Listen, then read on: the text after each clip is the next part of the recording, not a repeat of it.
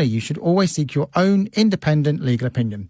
If you haven't done so already, make sure you download Global Player, where you can listen live to LBC, catch up with any shows that you've missed, and listen to a range of podcasts. Coming up at 1, it's Clive Ball, but next on LBC, it's him. It's my uncle Nick Abbott. Thank you for reminding me that I must buy a shed. Dean, a poll shows that the vast majority of Conservative MPs think that the Conservative Party will comfortably win the next general election, which means that either the Tories are the most upbeat and positive people, or that's not sugar they're putting in their coffee. In other news, temperature records are being broken all over the world, and droughts and floods are as intense as any we have seen. And scientists say climate change is to blame. This claim can easily be refuted, however, if you take your scientific knowledge from a man that looks like Gandalf's nephew on a pretend TV news channel or any random numpty on Facebook. And the government that complains it doesn't have enough money to pay our medics a fair wage wastes £2 billion of your money on a radio that doesn't work. On your radio, on Global Player, and Play LBC. Leading Britain's conversation. This is LBC. From Global's newsroom at 10 o'clock. Former Premier League footballer Benjamin Mendy has broken down in tears after being cleared of rape and attempted rape against 2 women. The former Manchester City player denied assaulting the women at his home on separate occasions 2 years apart. The 28-year-old's contract with the Etihad expired this year, and sports agent Sky Andrew thinks he'll want to get back on the pitch. His image has been tarnished. He hasn't played. Clubs know that if he comes back, it's going to take him a while to get back to playing anywhere near the level he was playing at before, but his future probably lies abroad somewhere. Kevin Spacey's continued to give evidence at his defence at his trial in London. He's accused of carrying out a series of sexual offences against 4 men between 2001 and 2013.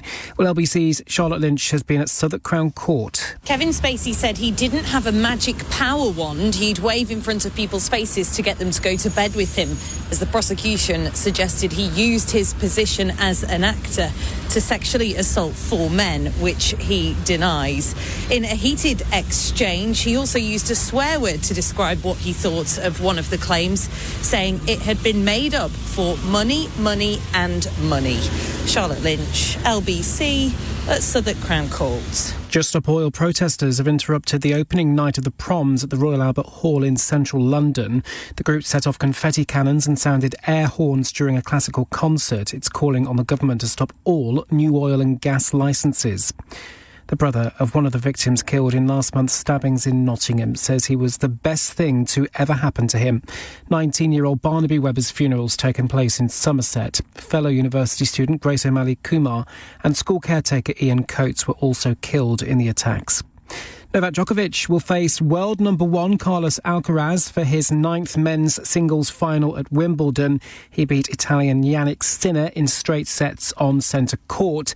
Alcaraz plays in his first ever Wimbledon final after beating Daniil Medvedev earlier. In the city, the FTSE 100 has closed down 5 points at 74.34. The pound buys $1.31 and €1.16.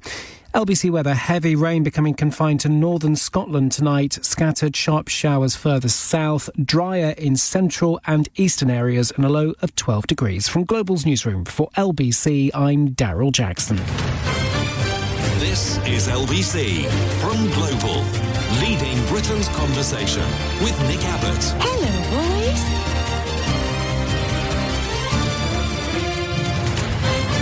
Well, let's get back to it. First text in, Mike says, Bodger has forgotten his phone password. Maybe he should try Peppa Pig. It's worth a go, Bodge. Peppa Pig World. Peppa Pig World is it has... yes. Peppa Pig is the right answer. Try Peppa Pig World, Bodge. I know you're doing your best. Despite predictions of record-breaking heat waves in Europe and here, there and everywhere, baby, on this little blighted island, nothing of the sort. Damn it! A yellow weather warning for rain and wind is what we get. What? Yeah, the weather warning, which brings strong winds, is not the warning itself, but it's a warning of strong winds, is in place till tomorrow. Warning, warning. This could result in possible delays to rail, air and ferry transport. You won't notice the difference. Some damage to trees or Some damage to trees or temporary structures such as marquees, tents and inflatables could also occur. Tether your lilos. Secure anything that is full of hot air and looks like a blimp. Yeah. Wait a minute. Standing water and spray on roads will also lead to difficult driving conditions, forecasters say, so you are advised to speed up and undertake on roundabouts and never do less than 40 in a 20 zone because you are special and nothing bad will ever happen to you. Of course, if you're in a hatchback, you will already be doing this. Thank you. And while Europe is so hot it could explode, tomorrow is going to feel cool with heavy rain, thunder, lightning, very, very frightening. Rock and roll! Would you like to hear the forecast for the next 4 weeks? No. No, don't blame you. It's like summer is slipping through our fingers. It's another one of those. Oh, no. God, that took a while. I pressed that and I stared at it for what seemed like an epoch. It's going to be another one of those. Oh, no. There you go. This computer has to wake itself up, just like I do. Hey, computer. Later than you think. So the forecast for the next 4 weeks. Abandon all hope for the rest of July. Because for the rest of July, rain, heavy in places, spreading from the west. Well, the northwest. I could check on that while you wait. The northwest, I bet, is where this is coming from. Damn them.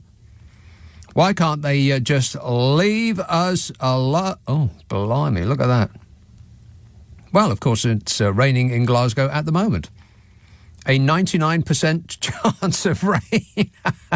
That's what it says on my app. Apps, baby. A 99% of chance... a 99% chance of rain right now, as in at this moment. You're getting wet right now. And it will rain tomorrow, and it will rain on Sunday. This is Glasgow. And it will rain on Monday, and it will rain on Tuesday, and raining on Wednesday, and raining on Thursday, and raining on Friday, and raining on Saturday, and raining next Sunday, the 23rd. But on Monday, the 24th, it will be raining, followed by raining on Tuesday, and raining on Wednesday, and raining on Thursday. Every day for the rest of your lives. Oh, well, never mind. So that's for all of us for the rest of July. Rain, heavy in places, spreading from the west. Windy. Drier in the south, however, temperatures likely to remain a little below average for this time of year. Oh, no. Oh, Struth. I think we've been spoiled, relatively speaking, over the last couple of years. In fact, since that beautiful spring during 2020, when we were all locked... Well, of course, we weren't all locked in, were we, Bodge? Yeah, most of us were locked in, mostly. But that, if you had a garden and you could go outside in it, then that was absolutely marvellous. You know, assuming that nothing else bad was happening to you and yours. But if you sailed through that like I did, then that was a spring to remember. And then the year after that, I think, was pretty good. And last year was excellent. In fact, last year was so good, it forced me to go inside a couple of times. It was so hot. This year, not so much. This year seems like a typical British summer. Rubbish. So that's the end of this month. Rain, wind, cool. To whom can I register my complaint? And then the first 2 weeks of August. This is it, everyone. After the middle of August, you know as well as I do, it's all downhill and another summer will have slipped through our fingers. Time and time again, I remember getting to the end of August, and then it's almost like somebody switches a light off, and it instantly is autumn. So this is very important, because I don't believe that the first 2 months of the 3 months of summer have been that great. Correct me if I'm wrong. In fact, don't correct me if I'm wrong, because I know I'm right. But August, it all depends on August. So, first 2 weeks of August. Northwesterly winds are likely to bring long spells of rain, but temperatures likely to return closer to normal for the time of year. Temperatures are likely to return to closer to normal for the time of year? Well, I suppose we're going to have to take it. Darryl texts, roll up, come and see the Tory government's brand new NHS workforce plan. 13 years in the making, 15 years in duration, the biggest plan ever. Hurry to see this world-beating plan. Revel at how the NHS is safe in their hands. Join the waiting list now. Get treated by 2038. Yeah, well, it's funny, but it's not funny. As in, at all. Yeah, the waiting lists. And they're talking about we're becoming sick note Britain. And I suspect that the two are in some way connected. There's a surge in workers going off sick that is going to cost the government, as in you, £15.7 billion this year. What? £15.7 billion this year, according to a report by the Fiscal Watchdog. Is the Fiscal Watchdog any better than the Water Watchdog? Because that dog should kill itself. Metaphorically speaking, of course. The Office for Budget Responsibility revealed how the rising tide of ill health since the pandemic is worsening the already parlous outlook for the UK's public finances. That doesn't sound like a sentence that would be read in the Mail, but they must be having a moment. Parlous. It said it could be partly because jobless benefit claimants are seeking to switch to the more generous help available to those unable to work for health reasons. And there it is. That sounds more like the Mail. Layabouts, benefit cheats, idle scroungers. No! Nothing to do with the fact that there's a record number of people on a seemingly never-ending waiting list to get treatment to return to a normal-ish life. Over 7 million people in this country are in pain, suffering while the NHS crumbles as a choice that was made 13 years ago by those people who insist that it is safe in their hands.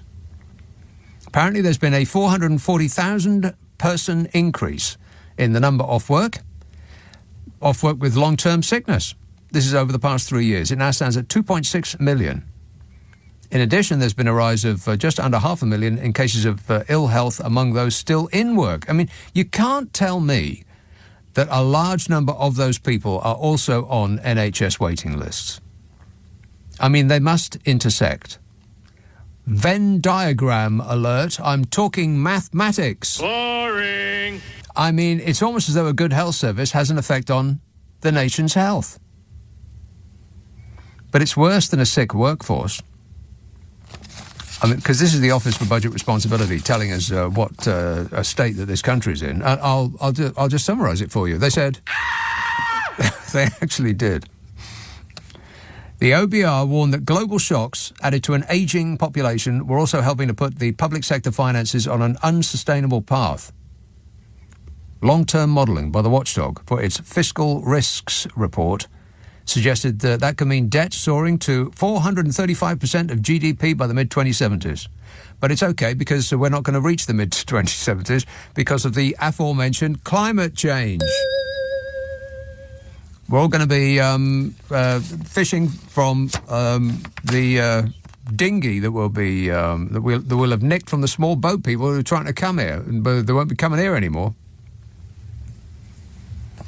Everybody but those who are not on a mountain top will be standing on tiptoes because the water will be lapping at the underside of their nostrils. Chancellor Jeremy Hunt is already wrestling with a debt pile that has surged to more than 100% of GDP for the first time since the 1960s, and demands from public sector workers for pay rises to match sky-high inflation. In other words, for those poor people who are actually keeping this country ticking along, they don't want to get a pay cut. Why should they? Figures out this week showed the economy shrank by 0.1% in May. And as the King's... get this, the King's coronation meant that there was one less working day in the month. The coronation. Which is odd because they usually say that a royal event like that causes the economy to surge. What with all the refreshments and all. Booze. But this one actually cost us money. Over and above the actual cost of it. So the biggest royal coronation in the world since the 1950s did not bring in the surge of tourists and spending that royalists always point to as the reason that we must keep the royals in the unbelievable luxury that they have become used to. But that's not all the bad news. because Britain's lenders saw the biggest increase in mortgage defaults since 2009. But, apart from that, how's it going? Oh, fabulous. And then there's the impact of the transition to net zero in order to avoid much worse things happening in the future. Like I said, we might not get to 2070 if we don't do something about climate change. Unless you're one of those people who don't believe in science, in which case you can ignore the warnings. And on top of all that, there's the need to ramp up defence spending because of you-know-who doing you-know-what. And there's a switch to electric cars, which means the Treasury won't have £13 billion in fuel duties by 2030, but I'm sure they'll find some way of getting our money. And there's the investment needed in power and industry and buildings, but I'm sure that we won't bother with that either. I mean, we have a history of not bothering with investment in power and industry and buildings, so why start now? And the baby boom generation born just after the war is going to add £23 billion to state pension bill. The meagre amount that we get in this country as a state pension, which is barely enough to eat and heat, that's going to really ramp up because there's going to be a tremendous amount of old people going past their 65th birthday. And they're not being replaced by new people remotely fast enough. Meanwhile, the cost of government borrowing has ballooned, and political crises and surging inflation have pushed up gilts, and over the past 12 months, says the Mail, those costs have risen by more than any other G7 economy. And then, of course, there's the thing that they didn't mention, just to slip their mind. They completely forgot all about it. It begins with B. Can you guess it? That thing that's not going away anytime soon. It's not been done. It will never be done. It's doing for us. But, we must move on and pretend it doesn't exist. Brexit. 0345 6060 973. Text 84850. Email nick@lbc.co.uk. If you're on Twitter, it's at LBC. Friday, Saturday, Sunday night at 10. Nick Abbot, LBC. This is LBC. This is LBC with Nick Abbott. Call 0345 6060 973. Text 84850. Alexa, send a comment to LBC. I just want to tell you all how happy I am to be back in the studio, making a picture again. It's a radio show, dear. Josie says, my sister went to see the Spitting Image show yesterday. Spitting Image. She said she was worried about going to sleep last night and having a nightmare as the puppet of Cruella Braverman was so scary. Yeah, never mind about the puppet. Mackenzie texts, Fishy Rishi said public sector pay rises will mean government departments will have to become more efficient to cover the cost of pay rises. Why aren't these departments already run more efficiently? Exactly. Well, I tell you what, Fishy Sunak, let's fire you and replace you with Larry the number 10 cat. It couldn't possibly be any worse and would be much more efficient and cheap. I mean, all Larry the blooming cat wants is a stroke and a bowl of nibbles. He hasn't got a cashmere hoodie habit to fund efficiently. What is he talking about? They wake up every morning surprised that they have been the party in power for the last 13 years. It's as though it comes as a shock to them every single day. It's like Memento. They're going to have to start leaving notes for themselves. You really are in charge, Fishy. You got to get a grip on it. I'm gripping it. He is actually gripping it right now, as a matter of fact. Maidstone. Hello, Joan. Hello, Nick. If you want to get really despairing. Oh, no. The Tories are playing the old game of divide and also divert.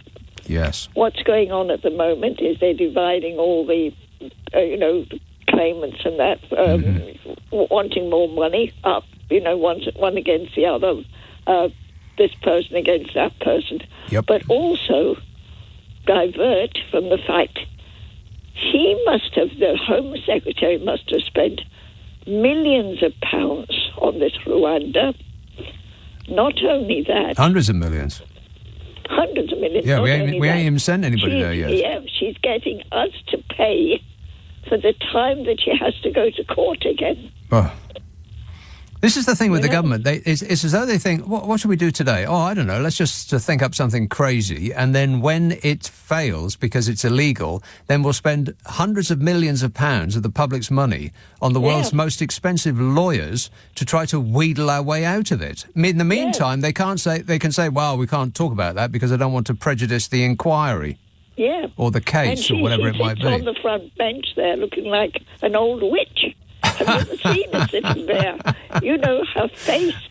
She looks witch of the north. She looks as twisted on the outside as she is on the inside. Yeah, but do you realise all this money? I know you're not into maths very much. You don't like maths. But I wish Joan, somebody would tot those up. It's not that I don't like maths, Joan. It's that maths doesn't like me. I've tried to get on with it, but it just refuses. Well, then I'm the same. I always have been. But seriously, though, you know, we've got to really find out how much this is costing us, because all the time we're paying for Boris Johnson's thing, and he's forgotten his wretched passport. Password. Password, yeah, sure he is. And think he was in charge of the country. Yeah, that's right. He's pretending not to even being able to open his own phone. But we really must get to grips with finding out how much this is actually costing, because I think until, you know, the general public realise how much money we are paying for those failed court cases. Yeah. And also Rwanda and all that sort of thing. And do you know, in Germany, they've got a great idea. What they're doing is with the refugees and that, they're putting them into jobs. They're filling the jobs. Yes. And they're paying tax and everything else. Right, but that is because the Germans aren't run by a government that is trying to persuade people that the reason that the country is on its uppers is because of a few damp people arriving on a dinghy. Yeah, and you know, we know the Germans are being efficient. Some countries even say that you know, when they've done a job and so forth and so on, paid their taxes, they'll even be considered for residency. Yeah. This is how they're doing it. It makes perfect sense to me, but not apparently to this regime, because it doesn't fit with the plan. The plan is, as you quite correctly described, divide and conquer. And also divert. Yeah. Divert the attention. Right. Divert the attention. What's actually happening. Which is easy if you've got the offshore billionaire press barons who are backing you. I mean, you know, and they've been doing an excellent job of diverting our attention for like 2 weeks straight now. Yeah. All right, good work there, Joan. Keep your eyes peeled and don't let them get away with it. All right. Cheers, my dear. 0345 6060 973. Unfortunately, I do believe that they're going to get away with this. None of these people are going to jail. They will instead go to the House of Lords. That's where people like that go. Unless you're Nadine Dorries. Unless you're Nadine Dorries, in which case you don't. But is there any reason why she should? Apart from that she just thinks that she deserves it. Where is she, by the way? Craig says, have you noticed when Joe Biden walks along, he looks exactly like Mr. Burns from The Simpsons? I bet you've never seen them together in the same room. Well, that is true. That's just a fact. Tom says, not even I thought Boris would pretend to forget his WhatsApp password on his phone. Surely this is a new low, even for him. Even for you, Bodge. I can't comment on that. Can't comment on that. Blah, blah, blah, blah, blah. But he's still got his act. He's still got his paw, it's me, paw act. Oh, leave him alone. He's doing his best. God, it's vomitous. Still, never mind. It's just life. 0345 6060 973. Carnforth, Panny. Nick, how you doing? Great, mate. Good. I was just ringing. Oh, part of the things I'm talking to you. No, I'm on the radio, dear. Yes, shut up, dear. having a chat. Yes. No, I've just rung up about the blooming Mail having a pop at people on benefits as usual. Popping at people? Yeah, you know, just saying that, the people that are not really sick, you know, they're just... Benefit scroungers. Yeah. Yes. Well, there's quite a few reasons, really, why there'd be a lot more people on sickness benefits at the moment. Yeah, it's because they're sick. Well, exactly, but, I mean, definite reasons, like things like a lot of people, there'll be a lot of stress-related illnesses at the moment, I imagine, with the cost of living crisis and so many people being in debt and worried about not being able to put food on the table.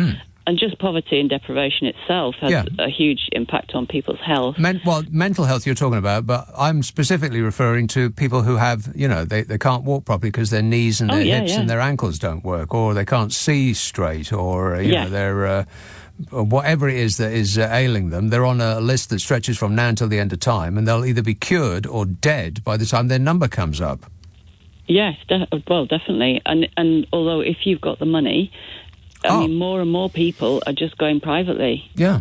I mean, I've had to do that myself recently, actually. Well, that's the plan, Annie. It's not a mistake. Yeah, It's not a glitch in the Matrix. No, it isn't. It's the plan.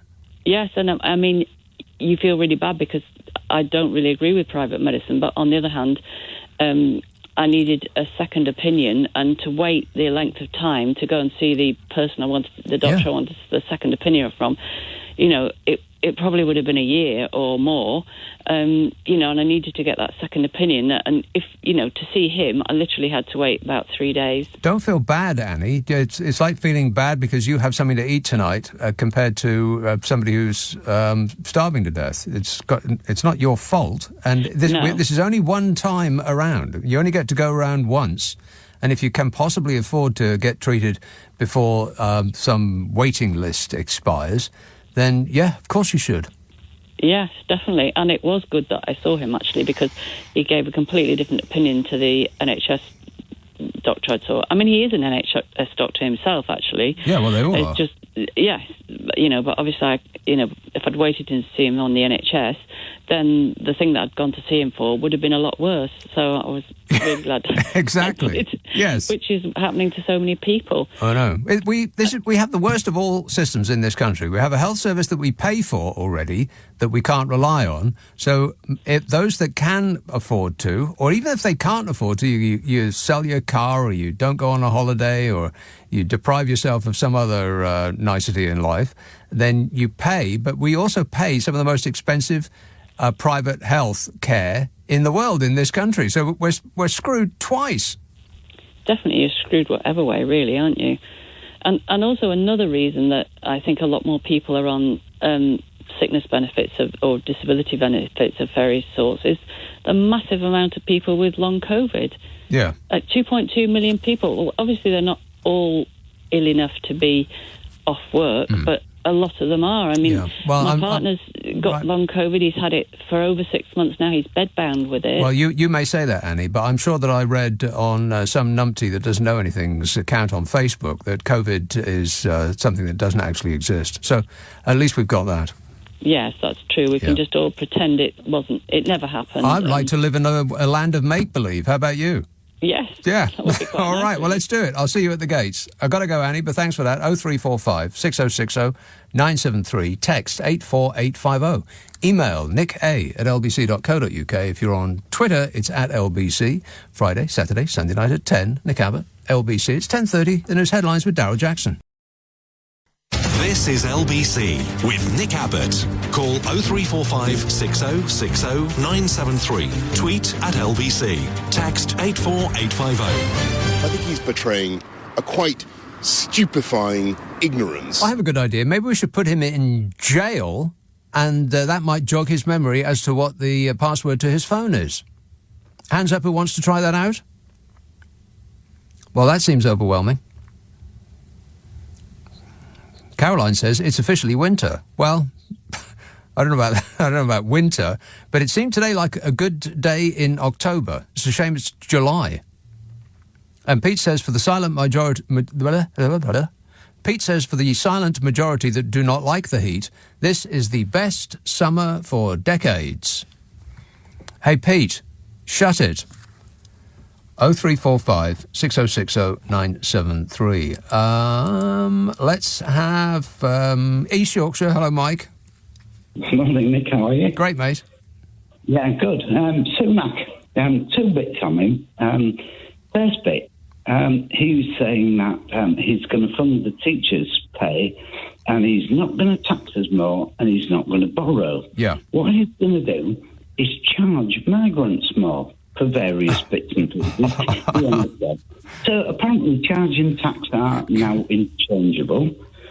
But this is how disreputable can you be? But the point being with all this is that the second point, in a sense, is that he's talking about funding teachers' pay. And he's saying we'll fund it through one-off things. Like Michael Gove, who was the housing minister, didn't spend 1.9 billion on providing us with housing, which most people will agree we need. So he's going to use that to pay teachers. Right. Well, that's a one-off thing. What happens next year? Do we want the housing department to underspend 1.9 billion again to pay the teachers? Because these one-off things that will pay the teachers this year, and maybe a bit next year, won't be there the year after. So who's then going to fund the teachers' pay rises?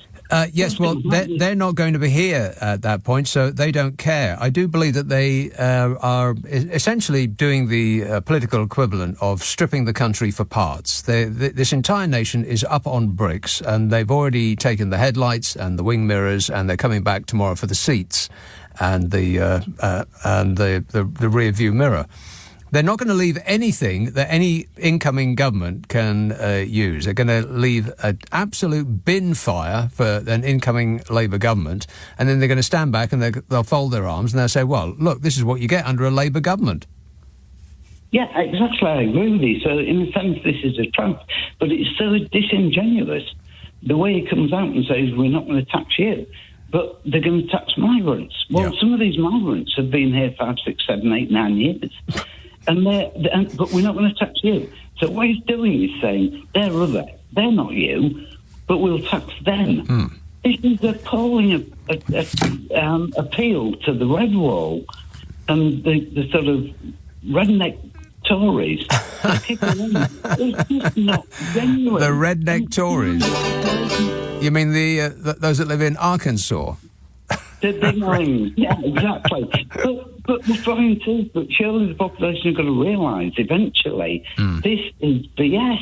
This is like othering people. Again, we can tax the migrants to pay the teachers. Well, if you've got the nerve to come out with that kind of stuff, you will find that it works pretty well. Usually, most occasions that it's ever been tried. But all you have to do is have the nerve to come out with that kind of stuff, and you'll find that there's usually just enough people to lap it up. I hope not, kid. Yeah, well, all right. We'll find out, Mike, eh? All right, thanks a lot for that. It's almost as though integrity is not his middle name. This government will have integrity, professionalism and accountability at every level. Liar! Gaslighting on full. Mark says the government is making immigrants pay for public sector pay rises through increased immigration fees. Surely this means that an immigrant nurse is paying income tax, national insurance and extra for their own pay rise. This government is stupid, says Mark. Colin says, how many Conservatives would claim their party will win the next election whilst hooked up to a lie detection machine? Well, it's interesting. This YouGov poll of MPs found that a considerable number of Tory MPs think that they are going to be covered in glory after the day after the next general election. I'll come to that in a minute. You will not believe it. I could barely believe it myself. Merthyr Tydfil. Hello, Jeff. Well, Nick, how are you doing, fella? Super duper. Thanks for asking. The previous caller has more or less covered what I was going to say. Oh, well, it's lovely talking to you. It's just that I'm bewildered by the fact that they expect immigrants to pay for the teachers' pay rate. They don't think anything of the sort. It's all just absolute BS. It's just nonsense. Just ignore everything they're saying from this moment on. They're desperate. They are looters. They've looted the country to the extent that we just... Where are people accepting this? I just can't get my head around it. I think that this country, I'm not suggesting that there should be, riots in the streets or anything, but I think that the people of this country should be a little bit more French. That's one way of putting it. I did way back. I went to the Parc de France, where Wales was playing rugby against France, and it was the riots in 1968. They dragged a guy out of the crowd who were making sick Heil. Wait a minute. Wait. What? The French. Hang on a minute. Wait, Jeff. Wait. Yeah. You're talking about something that happened in 1968, or just recently? No, I was, because that was confusing. It's exactly the same that's happening now in France. Okay, right? Is it though? The students were rioting in Paris in '68. The thing is, they're rioting in Paris in 23. The police are acting in exactly the same way. Kind of militaristically. Yes, very much so. And when you've seen them operating like I've seen them operating, you don't cross them. No. But the thing is, what's going to happen here? It can't go on. I'll tell you exactly what's going to happen, Jeff. People are going to tut and shrug their shoulders and say, well, mustn't grumble, and that'll be it. Oh, God. What a depressing thought. It is a little bit depressing, yeah, but that's who we are. We carry on. Just get my head round the whole thing. No. I just can't understand. No, me neither. All right. Okay, so we're both mystified. You can. Thanks for that, Jeff. Colin says, how many Conservatives were... I read that. Tommy says, on behalf of all my brothers and sisters up here in the sodden northwest, I apologise unreservedly for all of the rain. But then again, we are a tad socialist up here, and we like to share things out. Well, appreciate that, Tommy. Thank you. But don't bother yourself on our account. And David said, last week, stop the boats. This week, those who come to live in our country will pay for the increase in the salary for nurses, teachers and doctors, etc. Next week, bring over more boats. Just disregard everything that they said on that level. It's just absolute nonsense. I mean, what is going through their minds at the moment, I don't know, other than the certainty of their forthcoming demise. But if you ask an MP, then there is no certainty of that at all, not in their minds. A new YouGov poll of MPs found that half of Conservative MPs expect the next election result will be a Conservative win. Only 1 in 3 expect Labour to emerge victorious at the next election. Over 50% of Tory MPs think they're going to win. About a third think that Labour are going to win. The Tories have left the building, by which I mean... Among a full sample of MPs, 114 of whom YouGov interviewed in the 2 weeks from 5th of June, expectations of a Labour victory are much higher at 62%, which seems like, more in touch with reality. Of all MPs, 62% thought Labour would win. Tory MPs, half of them think that the Tories are going to win. How far are they behind in the polls at the moment? Are they still in double figures, the Tories? I mean, denying reality seems to be this government's top priority. It's the country's number one priority. Priority. He's the Prime Minister of this country. Can you believe that? No. It's our priority. The general public are increasingly likely to expect a Labour victory at the next election.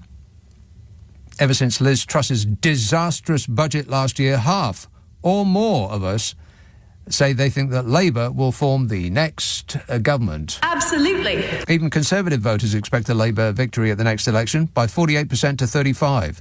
That's voters. But Tory MPs seem to be living in an alternate reality. Booze. Probably. And what do MPs see as the most pressing issues facing the country? And how does that compare with what the rest of us think? Well, you won't be surprised to learn that the thing that they think is the most important thing is way down the list of everybody else. But the economy comes top, tip-toppermost, as in we ain't got no money, honey. MPs and voters are both likely to list the economy as the top issue facing the UK. Of course, about half of them won't mention one of the main reasons why the economy is in the toilet in this country compared with our major competitors. It's a two-syllable word beginning with B. Can you think of it? Anybody? Anybody at all? Not you. What's the next most pressing issue? Well, for Tory MPs, it's a short sentence, a three-word slogan. Have you got it yet? The country's priority is to stop the boats. And at the same time, I think people know that I'm relentlessly focusing on stopping the boats. And I'm relentlessly focused on stopping the boats. That's one of my 5 priorities, stopping the boats. And I think people know that I'm working night and day to stop the boats. I firmly believe that that's what the country wants me to do. That's what the government is committed to doing, and we're working night and day to stop the boats. That's what the country wants us to focus on, and I will keep at it. Yeah, keep at it, Fishy. Just keep saying it over and over again, and maybe you'll convince yourself that that is our number one priority, stopping the boats. It isn't. The number one priority is that people can't afford to feed themselves anymore. And the second biggest is, of course, the state of the NHS. This small boats thing that you've been banging on about for ever and a day is way down the list of people's priorities. Half of Conservative MPs and 60% of Tory voters, on the other hand, say that immigration is their second most important issue, which is why they keep banging on and on and on and on and on about it. Because they just are desperate to cling on to that 60% of Tory voters that think that they're being subsumed in a wave of small boat people. We're full. The environment, by the way, is way down the list of anyone's priority, of little importance. You know, taking care of where we live, the thing we depend on for life itself. We're just not that interested. Well, the whole world's gone crazy. The whole world has, in fact, gone crazy. Heat stroke, probably. Here's how deluded Conservative MPs are. About half say that Brexit has been more of a success than a failure. I mean, really. That's white coat stuff, isn't it? That's the jacket that does up in the back stuff. 61% of the public, however, are convinced that Brexit has been a failure, delivered to us on a platform of lies by the same Conservative MPs who claim it's a success. Coincidence? No. 0345 6060 973. Text 84850. Email nick@lbc.co.uk. If you're on Twitter, it's @LBC. Friday, Saturday, Sunday night at 10. Nick Abbott, LBC. This is LBC with Nick Abbott. Call 0345 6060 973. Tweet @LBC. Text 84850. Nick Abbott on LBC. What? Call 0345 6060 973. Everything is going extremely well. Yeah, that's right. 0345 6060 973. Let's have a call from a person in Guildford. Hello, Peter. Hello, Nick. How are you? I am great. Yeah, my point is, when Rishi Sunak says, we're following the people's priorities, he's got that very wrong. Priorities. He's following some people's priorities. Yes. The people that have ice running through their veins. Ice, baby. The same people that don't like the unemployed, the sick, the disabled, or anybody else that's different. Yes. They're the people he's trying to appeal to. Correct. So he must stop saying, I'm doing the people's priorities, because he's not. Because unlike those sort of people, there are many decent people out there who don't think that way. They don't hate humanity. They don't hate each other. They want a better world. Right, well, those people are woke lefty activists. Yeah, that's what they like to call us. Yeah, exactly. But the thing that, it really gets me is if they're painting the whole of Britain as this load of racist fascist, and it's not the case. What people are worried about, Mr. Sunak, what they're worried about is the cost of living. The mortgage is going up, the NHS falling to bits, and everything else. Yes. and that's what gets me. And if he's so convinced that he's right, then why doesn't he, grow a pair, as it were, and call an election so that to give us, the decent people, the chance to boot them out once and for all on their ear? Peter, I would not be surprised if we never had another general election in this country again. Would you? Nothing would surprise me. No, Nick. exactly right. OK, calm down, dear, because you're going to burst a blood vessel. Calm down. 0345 6060 973. I'm going to cut that call short there because I seriously think that he is endangering his own health. Just take a chill pill, Peter. Relax. Push your mental boat downstream. I've said this on the podcast that I do with Carol McGiffin. Yeah. This is excellent advice. If you learn nothing else from this show, then you will have learned nothing else from this show. But put all of your problems on a boat. Imagine yourself on a very, very calm lake. And you put whatever the problem is, it can be some moron who's been tailgating you or is tailgating you right now, as a matter of fact. Or it could be some numpty at the supermarket that... I don't know. They asked for your age when you were buying a refreshment, booze, or whatever it might be, or the moron next door who turns their music on at 3 o'clock in the morning. Just put them in that boat and push them away, and just watch them just slowly recede into the distance. Calming. I'm feeling calmer already. 0345 6060 973. James says Bodger Johnson doesn't know how many children he's fathered and doesn't recognise when he's at a party, so of course remembering his telephone PIN is a step too far. His shambolic act continues, but as we know, he is doing his best. Sadly, it's rubbish. Any thoughts, Bodge? Yeah. Wait a minute. Yeah. If this is his best, then we're all in big trouble. We're lucky to have survived this long. Jim says, increasing the NHS surcharge for those who have migrated here legally to work. That sounds like a marvellous idea when we've got hundreds of thousands of vacancies to fill. Double taxation for migrants while they serve us by working in the NHS and even the armed forces. Another case of divide and conquer. Just ignore everything the government says from this moment on, because none of it makes any sense and is not intended to make any sense. They're just appealing to the knuckle draggers. The dingling element. Those people. I love the poorly educated. Exactly. Just in any given circumstance, just think, what would Donald Trump do? And that's what this government will do. They're it's incredible, really, but they seem to be thinking along those lines. What would Donald Trump do? Oh, I know. He'd pick on people who are coming in by boat. You know, they're rapists, they're murderers, and some are good people, I suppose. Jesus in Egham. Oh, hello, mister. How are you? Good, thanks.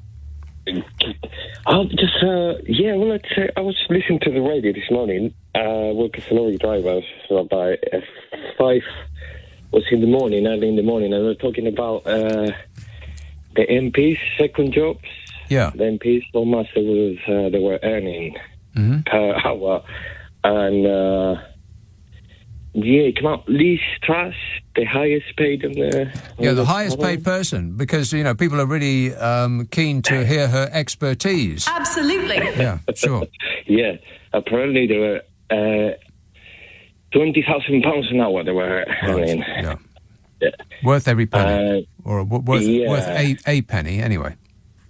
Which, I mean, in a way, I think I am to judge anyone who's having that as a second job, but I would like to know how much they contribute to the economy, how much they pay, they take off their taxes. I mean, how much, of that, £20,000 I have absolutely no idea, and I bet she doesn't know either. I'm genuinely unclear. She's genuinely unclear about how much of that money she pays in tax. It's not her number one priority to figure that stuff out. She probably has people to do that. Yeah, it was a bit shocking anyway, but and then hearing about the doctors and how they dare to tell them they shouldn't want a better future for for themselves and for You're thinking too much, Jesus. You are thinking way too much. You want to put your brain in neutral and just accept everything that they say. We have never had it so good. Are you getting the message? I do, yeah. All right, repeat it after her. We have never had it so good. You do it. Yeah. But you're not really... You fail this test, Jesus. You fail this test. If you're not lucky with this kind of attitude, you're going to wake up groggy, shackled to a bed in Rwanda. You want to watch yourself, mate. Your name is on the list. Theo says, I think that the Great Flood is coming back, considering the fact that every single British summary had just rained and nothing else. Summary. Summary. Summer, perhaps? People, please, just glance over your text before you send it. As in, what?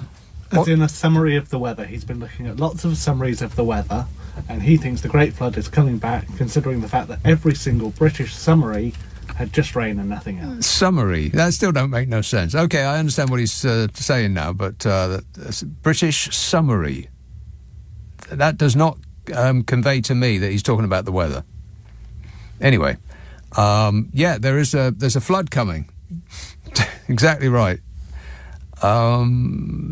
The government is considering building an ark, but it will cost £150 million more than they said it was going to, and it will arrive about 3 years too late. Have you heard about the radio system that they bought for the police? Oh, for crying out loud. I mean, you just wouldn't believe it. Talking about how they are concerned about not wasting the public's money. I mean, really? What are they like? Paul texts, same old pattern from Johnson. First he couldn't turn it on for national security reasons, then he forgot the password. Next his dog ate the phone, and then a pterodactyl ate the dog. Well, I am upset to hear that. Poor little pooch. Tony says, so Boris had our nuclear button codes, but now can't remember his model phone codes. Model phone codes. Does that make sense? Ian says, with all this wet weather, at least only half of the country will now have a hosepipe ban. Yeah, that's right. Yeah, the other half of the country will be flooded up to their eyeballs. Drought or flood? Pick one. 0345 6060 973. Text 84850. Email nick@lbc.co.uk. If you're on Twitter, it's @LBC. Friday, Saturday, Sunday night at 10. Nick Abbott, LBC. On your radio, on Global Player, and Play LBC. Leading Britain's conversation. This is LBC.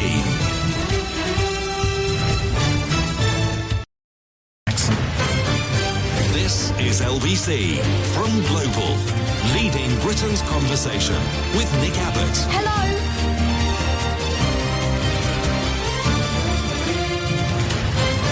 Hot H-O-T-A-I-R.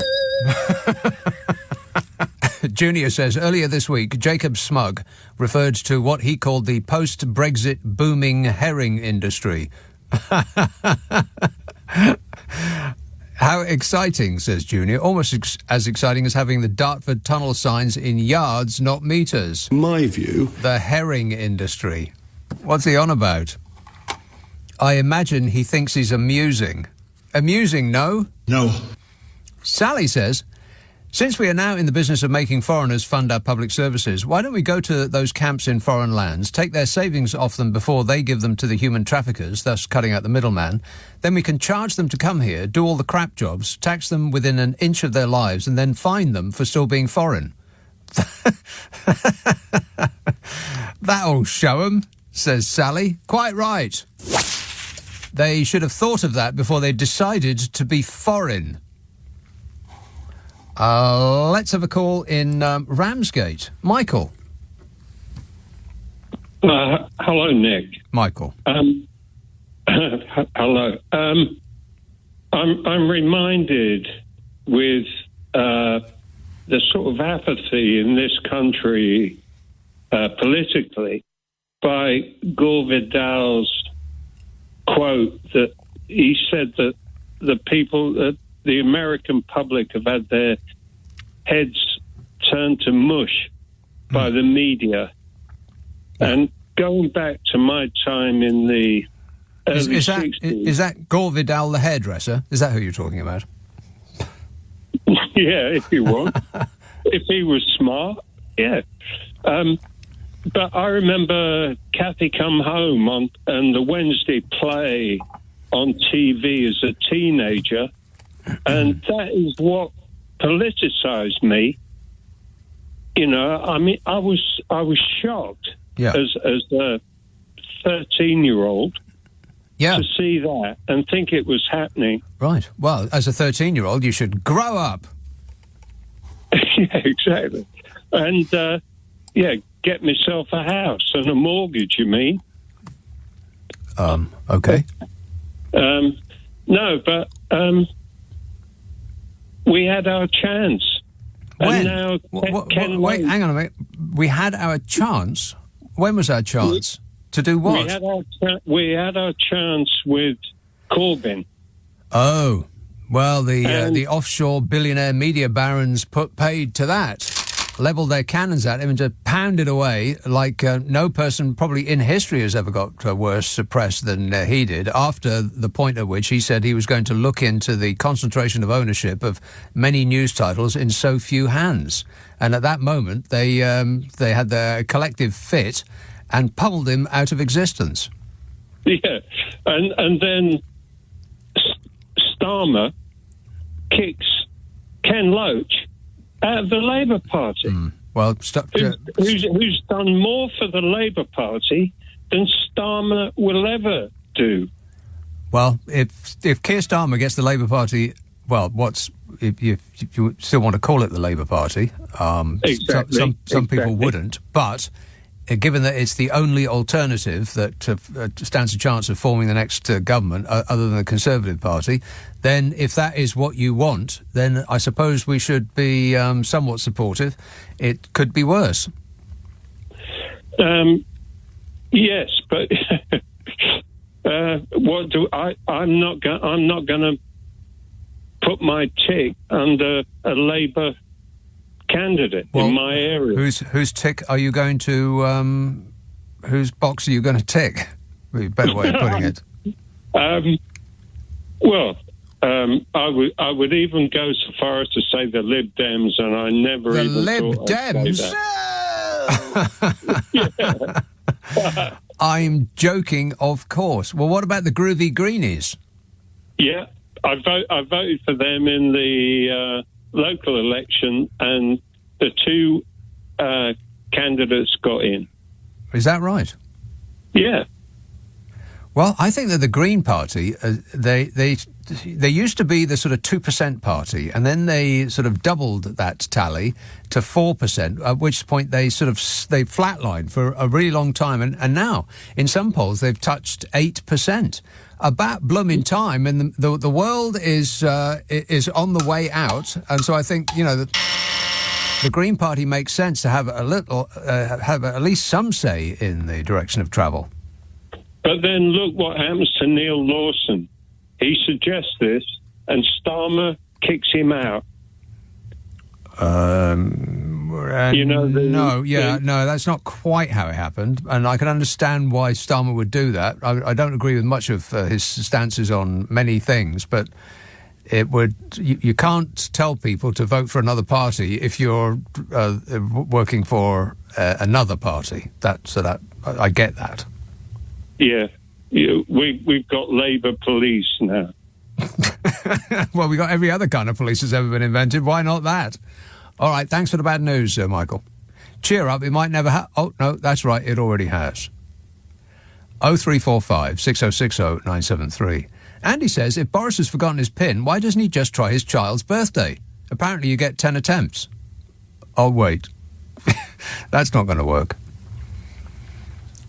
You can get the WhatsApp messages from a phone without knowing what the PIN is. It's perfectly simple. I read it in the paper. Some security expert says all you got to do is you take the SIM out, you put it in a new phone, you put the code in for the SIM. I mean, you can surely remember how to open his own blooming phone. No, wait. So that doesn't work. So hang on a minute. So you take the SIM out and you put it into a new phone, and then you put your WhatsApp code in. So you don't have to remember what your phone code is, but you do remember what your WhatsApp code is, because presumably he's still using WhatsApp, and that's a piece of cake, right? And so your new phone will open your WhatsApp messages because they're all backed up. Problem solved. Bodge. Yes. Why don't they just do that? Or why don't they put him in jail until he remembers? Just a thought. I'm just fantasising now. I'm spitballing. 0345 6060 973. Oldbury, Ranjit. Hi, Nick. Thanks for taking my call. Have you been frying tonight? I have, yes, indeed. Yes. Well, the weather's been rubbish, so presumably people are less interested in salads and more interested in saveloys. Am I right? Yes, it was steady today. It rained all afternoon, so, it's just slow people down. Yeah. A couple of months ago... Well, you don't want to get your chips wet, do you? No. A couple of months ago, I was in Woolwich, and I was talking to someone, and someone come up to me and says, all right, mate, in the Cockney accent, he says, are you Ranjit from LBC Radio who talks to Nick? I says, yeah. No, I was talking to him last week because he was at a party in Plumstead, so I want to say hello to him. He's an avid listener of yours. Hello, Serge, and I shall see him on Sunday morning. Nobody has ever asked me, by the way, am I Nick Abbott who talks to Ranjit on LBC Radio? So you are way more famous than me. No. I'm always humble. Anyway, about Boris Johnson, right? You know when if you accuse somebody of being racist, right? They always say, "Oh, my cousin's married to a black person, and I've got loads of black." It's kind of a scripted reply, right? Right. Some of my best friends are exactly Asian. Yeah, they don't say they're rednecks, right? Fill in the gap here. Yeah. Okay. So, it took Boris Johnson now about 4 days to think up this thing, right? Oh, I haven't got my code. Yeah. I can't believe that he didn't just lose his phone. I mean, wouldn't that be much simpler? I was on a boat in the middle of the ocean and I accidentally dropped it over the side. Whoopsie doodle. I mean, in my previous life, I used to be a union rep, and I questioned somebody, right? I wanted an answer. You know what my official reply was, right? He's gone into the Himalayas to find himself, and there's no phone signal, and we can't contact him. Right. That makes perfect sense. It does, doesn't it? So that was an official reply I had from the company that I used to work for. But that's it. Right? Now, history sometimes repeats itself. After the war, right, we called in foreign labour, right, to sort out our country, like when my grandfather first came here in 1957. Yeah. And my father followed, We, my ancestors and the Windrush helped to build the country up, Now, Rishi Sunak, right, with his immense education and wealth, he says, okay, guys, I've got it. We're going to call in foreign labour to sort out our National Health Service and all our crop picking and all our bars and hotels, right? But we're going to tax them, Yeah, because when they get ill... Bring them over and we're going to punish them while they're here. Yeah, and how many of them, right, are going to fill in an application form, right, to say you're going to be treated as third-class citizens, in a free country, you're going to pay more tax than anybody else, right, you're going to be spat at, right, and your qualification as a doctor or whatever, it doesn't really count here, but we'll have you here. Who is he kidding? I just don't understand, right, that... the other lady that was on, right, and she was going mad. I'm not going to go mad because I speak this even when I'm like this, when I'm angry. Mate, you are the Prime Minister of this country. You've had a good education. Why are you being so stupid? You're even worse. He's even worse than that Liz Truss now, to be honest with you. Right? Even Liz Truss would agree with that. Absolutely. Yeah. Yeah. So, why did all the Polish and everybody go from here? The reason they went, right, because we was treating them like that. We yelled at those people to get out of our country for 5 years straight, and they did. And they did, and now that they've gone, and you're expecting, right, people to come over from India, the Philippines, or wherever, right? At least some of the Polish people, yeah, they had the same skin colour. I'll say this again. Just ignore everything that the government says on any issue from this moment on. They know in their hearts they're not going to be around long enough to enact any of these policies. They're stripping the country for parts. And after the next general election, assuming that we're allowed to have another general election, and I'll keep throwing that out there because I would not be at all surprised if the government said, well, because of a state of emergency due to fill in the gaps here, we are postponing the next general election for an indefinite period. We could start a war. That could help, right? Yeah. And the other thing is, I reckon they wake up in the morning and say, "Bloody now, Hey, what's that, Ranjit? Is that your other line? What they're saying is, right, I'm in the other room now. What they're saying is, every day they get up, say, oh, we've got another day to make fools out of this country. Exactly right, yeah. They think, what can we do to them today? You better get that, Ranjit. It might be something important. 0345 6060 973. Patricia says, why haven't we been getting alerts on our phones due to unseasonably bad weather? I thought that was the point of alerts. Warning. Yeah, me too. It's not been that bad. I mean, France and Spain is on fire right now. I mean, you'd assume that if this country was on fire, that there would be some sort of alert. Unless you live in an area which is more likely to vote Labour than Conservative, in which case, please carry on. There's nothing to see here. 0345 6060 973. Alan says, would appear the lingering... Again, please, people, read your message before you send it. It would appear... The lingering Nadine has not left as an MP, as her two daughters will be out of work in her office once she goes. Yeah, she's leaving immediately. And get me a dictionary because I need to look up the definition of the word immediately, because apparently it doesn't mean what I thought it did. Always learning. 0345 6060 973. Friday, Saturday, Sunday night at 10. Nick Abbot, LBC. This is LBC. This is LBC with Nick Abbott. Call 0345 6060 973. Tweet at LBC. Text 84850. Do not panic! Do not panic! We are trained professionals! That should be the Tory Party's slogan to run for the next general election. Don't panic, we are trained professionals, despite all of the evidence to the contrary. David says, don't be so unfair to Liz Truss. Her speeches are worth every penny on how not to run a country and how to destroy its economy.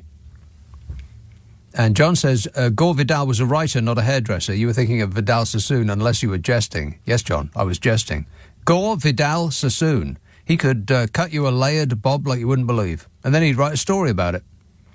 Multi-talented.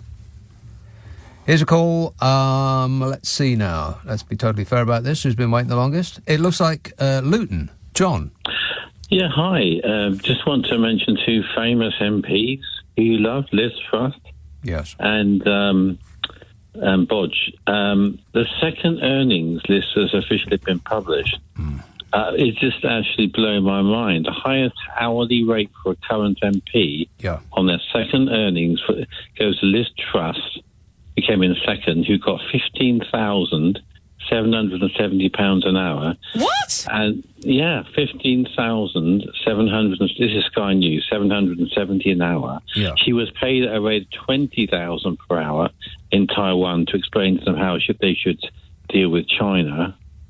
and then I mean, this is... Yeah, because she's an expert, yes. She's an expert. Even higher than Miss Truss is Boris Johnson, who resigned and comes in at £21,822 an hour. Yeah. Wait a minute. Yeah. So I reckon they must have planned... Liz Truss, I think, to give her credit, she probably planned on being so stupid that she was kicked out. So she knew what she was going to get, and Bodge has done the same. He thought, hang on, get myself kicked out. I think we should just pause for a moment and wonder why an organisation would pay either of those two individuals to tell them about something that they have no clue as to the ups or downs of it. I mean, why would they do that? I mean, I'm not asking for your answer, John. No. I'm just asking you to think about it for a moment.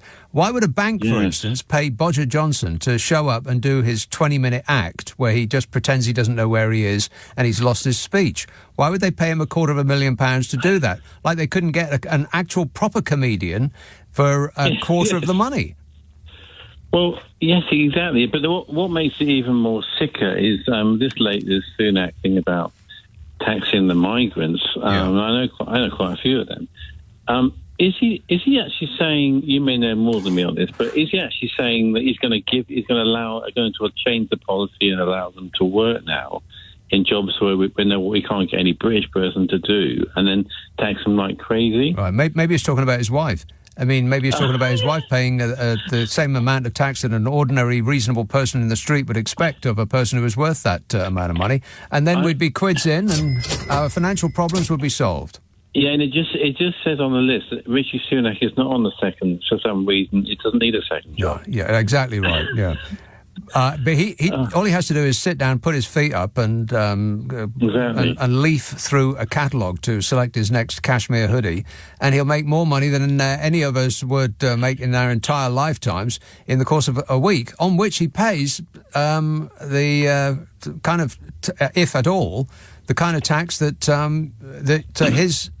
his cleaner would pay as a percentage. Because it's the appreciation of assets, which is how the rich make their money, which is why they're taxed less on the appreciation of assets rather than the actual work that ordinary people do. I just think they probably built a new Titanic in the back garden, and they're all getting on it because they know they want to go down as fast as they can. Because I think all this stuff, It's like calculated suicide. It doesn't make sense. Why would you do that if you're trying to present? They've got no chance. What's calculator suicide? Well, I don't know. Sorry, great. I'm glad you brought it up. I'm trying. Yeah, sorry. Yeah. It just seems so insane to come out with the two things I've mentioned and to tax migrants. Anyone in Britain with a head and a compassionate brain will realise they're just trying to pick on something that looks as nasty as possible. Right. To try to attract a tiny minority of... Well, let's think about how it would work out. So he says he's going to tax immigrants. Now, an incoming Labour government would say, well, that seems a bit silly, so we're not going to do that, which would give you at least a week's worth of headlines of Labour loves immigrants. Yes. Labour gives immigrants a tax break, that kind of thing. Yeah. Think ahead, John. Don't think about the right now, because none of it's for right now. All right, thanks a lot, mate. 0345 6060 973. Yeah, Keir Starmer is in the pocket of not big oil, big immigrant. I mean, it'll be headline after headline after headline. They're just setting them up to make it as difficult as possible for an incoming government to fix the problems that are besetting this country. During which time the Tories will, with their arms folded, just say, well, there you go. Look at this bin fire of a nation that we got here. That's exactly what you get under a Labour government. They'll be saying that at the first second that they lose the general election, assuming that is what is going to happen. But if you talk to a Tory MP, they will say that they're going to win. Yeah, they actually believe that. I wonder why. Booze. Yeah, perhaps. 0345 6060 973. Let's have Erith. Steve. Hello, Nick. Thanks for having me. Steve. I told you about 2 years ago that I wasn't paying my water. What? And I'm not paying my water. And I've been getting letters, and then they went to Avato, like a debt agency. Mm-hmm. And then I got a letter today telling me that if I don't pay my water, it's a final warning, and they're going to put it to a debt agency. Right. So, but they just did that already. They've already done it, and yeah, that's what I mean. They're going round in circles. Right. But I wanted to say that because you said about no one having a backbone in this country and standing up. Yeah. Well, I am. Well, I can't condone your actions, Steve, but I don't condemn them either. But can I say about the text that you keep getting, where people, and you say read them? Yeah. That's another thing. It's predictive text, I think. I know, it's called. it's rubbish. Yeah, all this AI, it's crazy. Predictive text, you used to be able to, you can do now, but when you talked to your phone and it translated what you were saying into words, typing it down, it didn't used to understand a word you said, and then overnight, it seemed, it changed to being pretty much a perfect system. You can say anything you like, hey, or hey, without wanting to start everybody's machines blinking. And then you ask it a question, and it understands what you're saying. It didn't used to. A couple of years ago, it did not used to understand a blooming word you were saying, and you had to spell it out really slowly. But overnight, it seemed to have some sort of update, and it got it. It did seem to be that sudden. Predictive text seems to be, I don't know why it's... and the worst of all is WhatsApp. Their predictive text is comically bad. I've got a phone, but my phone hasn't even got a camera. All it does is makes calls and text. That's it. Wow. It's like getting a call from the 1980s, Steve. I'm still there. Step into the new millennium, Steve. You never know, you might like it. All right, thanks a lot, mate. 0345 6060 973. A phone that doesn't take photographs? Are you joking? I mean, I've heard of mobile phones that you can't make a phone call on, but never one that you can't make a photograph on. Jason says, why not get Darren Brown to hypnotise Boris? Yeah. Wait a minute. Yeah, or you can make him vanish. Would be a better idea. Ollie says, Brexit could genuinely have worked if Sir Mogg was allowed to get on with it, but left-wing Remainer civil servants stood in his way. Why don't you ever mention this? Ollie, I don't know, but I'm going to have to assume that you're joking. He could have... Oh, don't disappear that. I'm going to read that again. Put that back. He says, Smug, if only he was allowed to get on with Brexit, it would have worked. But Ramona civil servants stood in his way. Boo! Yeah, thanks a lot, civil servants. You see what you've done? Dreadful, dreadful people. A Smug. A Smug. A Smug. Is that part of the screen dead now? Hey. My view. Thank you. Sometimes, with modern technology, you have to really hit it hard. Any computer technician will tell you that that is the correct way to treat a computer. With a hammer. 0345 6060 973. Text 84850. Email nick@lbc.co.uk. If you're on Twitter, it's @LBC. Friday, Saturday, Sunday night at 10. Nick Abbott, LBC. It's 11:30. The news headlines with Daryl Jackson. Nick Abbott on LBC. Call 0345 6060 973. What's he got to be depressed about? Oh, blimey, dear. Where do I even begin? 0345 6060 973. By the way, I do a podcast with Carol McGiffin. What is wrong with this screen? I do a podcast with Carol McGiffin. Yeah. Yeah. You shouldn't have to hit it this hard. Maybe it needs a clean. A bit of spit and polish. That one works all right. Anyway, I do a podcast with Carol McGiffin. Yeah. And it's called What's Your Problem with Nick and Carol, in which the delightful Carol McGiffin and I try to solve people's problems while laughing our faces off. Now, if you want us to have a bash at your issue, then send a brief summary of it to the following address, nickandcarol@global.com, NICKANDCAROL @global.com, and prepare yourself to be totally satisfied. And I do say brief summary because a lot of the messages that we get go on and on and on and on. They're like books people are sending to us. And then you get to the end of it and you think, well, there was no problem there for us to solve at all. It was just you chatting. So that's not what we're after. But what we're actually after are real-life problems, not serious problems, because it's not a serious podcast. But if you listen to the podcast, you'll get the idea. Now, if you have an hour and you wish to be amused, I think it'll be right up your alley. Ask for it by name on an internet near you. What's your problem with Nick and Carol? Oh, right, yeah. You'll find it on our All Singing and Dancing Global Player. Oh, right, yeah. What's your problem with Nick and Carol? Comes out on Monday. I think you'll love it. Wellington. Hello, John.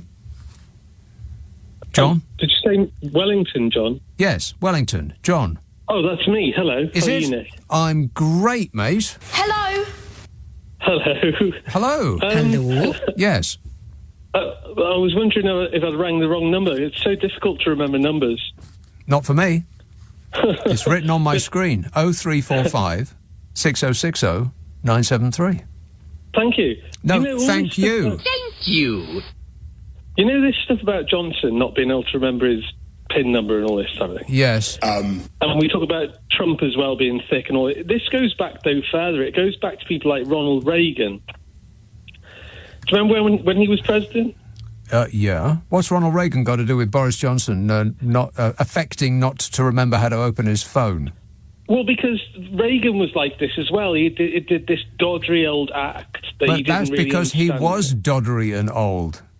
Was he? Isn't that a bit ageist? No, it wasn't ageist. He actually had a condition. I mean, apart from anything else, his wife's astrologer was forming his foreign policy. I remember. Yeah. But also, I remember his wife, Nancy, at one stage, she was interviewed about him. She said, he's got a brain like a computer. Right. Well, someone should turn it off and on again. Yeah. Okay. I fear where this is going, John, but thanks for the call. I've got warning bells ringing in my mind. Warning, warning. Yeah, how about you? 0345 6060 973. Sonia says 5% of the world's population have 95% of all the money in the world. What happens when they get all of it? Well, that is a very real concern.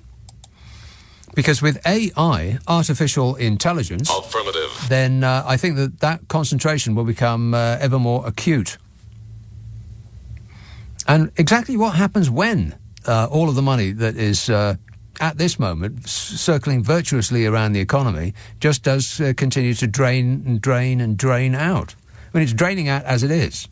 All of these corporations that, they set themselves up on a planet circling Venus for tax reasons. And the money that used to go around and around in this country now just goes down the drain and out, and who knows where it goes. And so we're left with a smaller and smaller amount to pay our way. When people get fired and replaced by robots, then that process is going to become turbocharged. And then what? Because there seems to be great resistance among the status quo to enacting a universal basic income, because their whole thing is to blame those who are less fortunate for their lack of luck. Blame them. It's their fault. Because they were, they were lazy, or they were indolent, or they got pregnant, or it doesn't really matter. Just blame them, the poor, those beneath you on the ladder, for everything that ails society. Whereas the problem is, of course, those above you on the ladder pushing you down, not the ones below you pulling you down. That's what they want you to believe.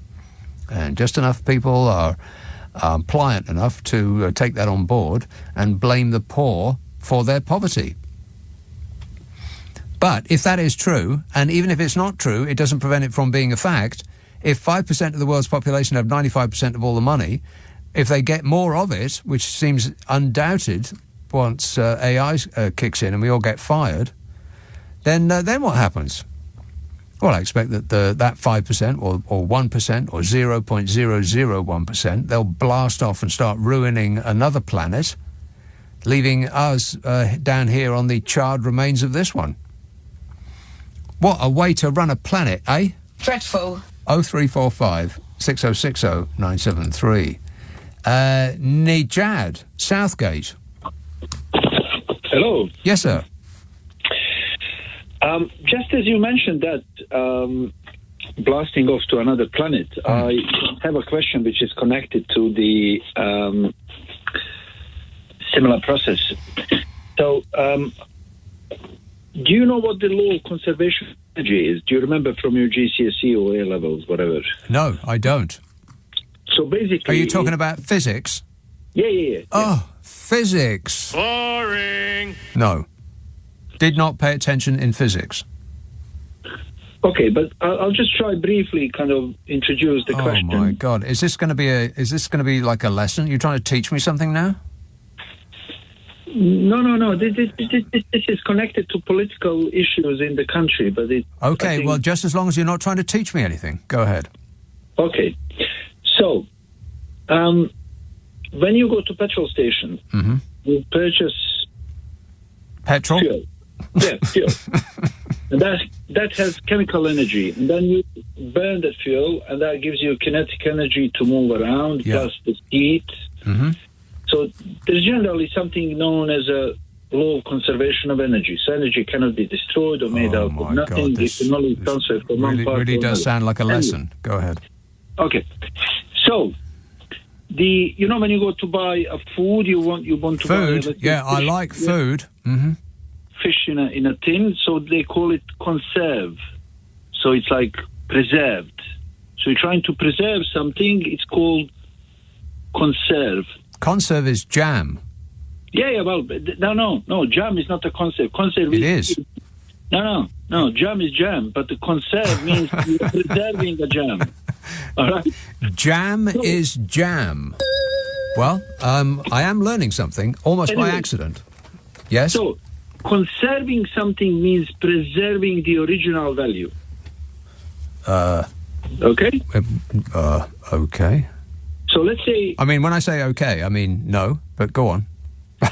So a long time ago, when some people sat around the table and they said, we want to preserve some value in this country. They formed, you guessed it, Conservative Party.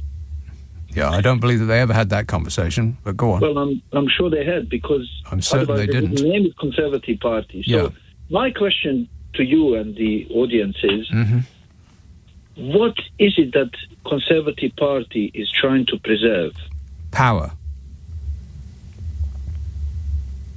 I don't know. No, I'm telling you. Power and money, and their access to both of those two things.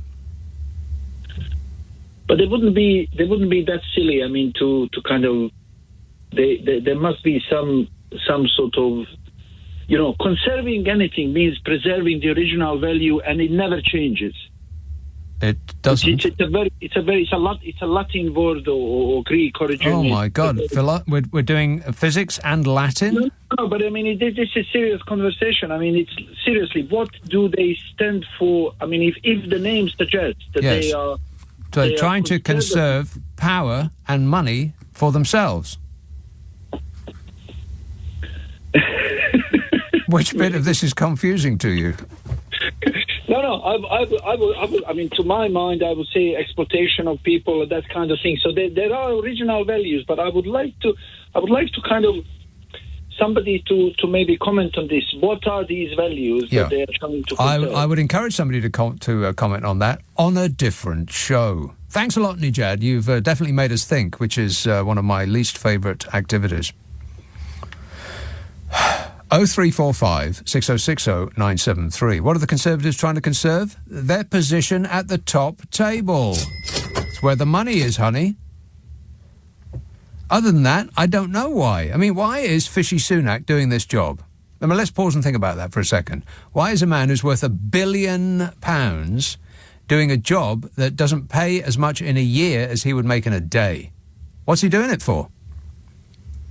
Is he doing it in order to give back, to serve the country? No, obviously not. So why is he doing it? He could live the life of the world's most pampered princeling in California, where he has one of his many homes. And he could get waited on night and day.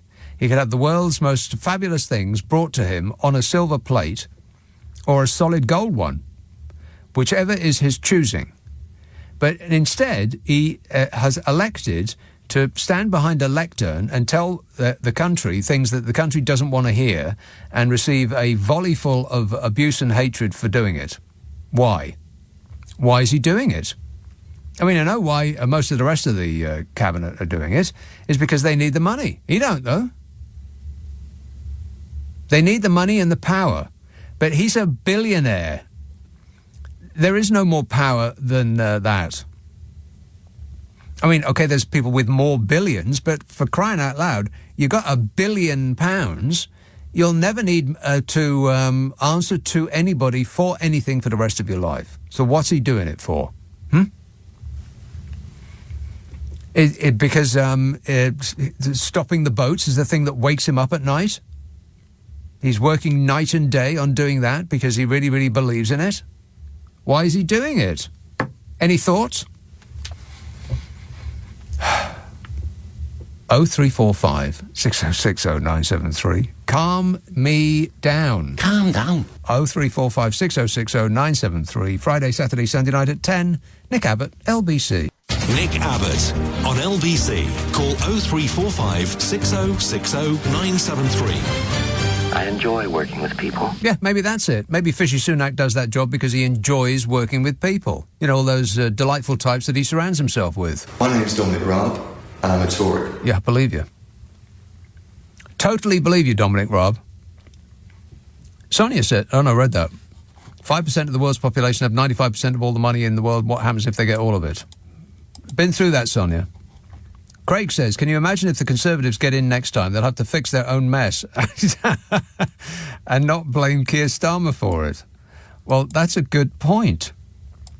Yeah, maybe we should, hey, you know what would be a good idea? No, well, it'd probably be a very, very bad idea. But, you know, it's worth a go. Maybe we should kid on that we're going to vote for the Labour Party next time. But then do the old switcheroo when it comes to the actual day, and then we'll vote for the Conservative Party, and then they'll have to clean up their own mess. Imagine the look on their faces then. 0345 6060 973. Rochester, Lulu. Lulu.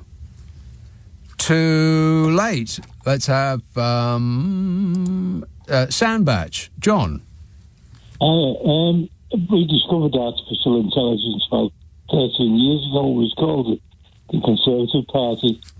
But what I wanted to ring about was, you know, the thing about the army camps and that, the RAF camps.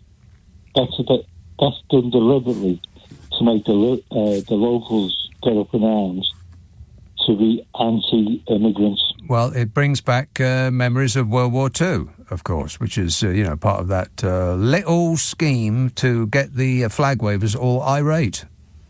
Exactly. It's all a scheme. Like, you know, the boats on the barges and all that. Yeah. The last time the government used barges was when they discovered they sent convicts off to Australia. That's how Australia was formed, because there was too many convicts on the barges, so they sent them off to Australia. Barges. Barges is one of those words that if you say it over and over again, it just loses its meaning, and you think barges. There, I think it's like 5 times. Just say it 5 times and it loses all of its meaning. Barges. Just becomes funny, just like a noise now. Barges. All right, thanks for that, John. 0345 6060 973. Nige texts, the government should privatise the criminals running the boat crossings. Then they will go bust, owing billions, and be liquidated within months, therefore stopping the crossings once and for all. How have they not thought about that?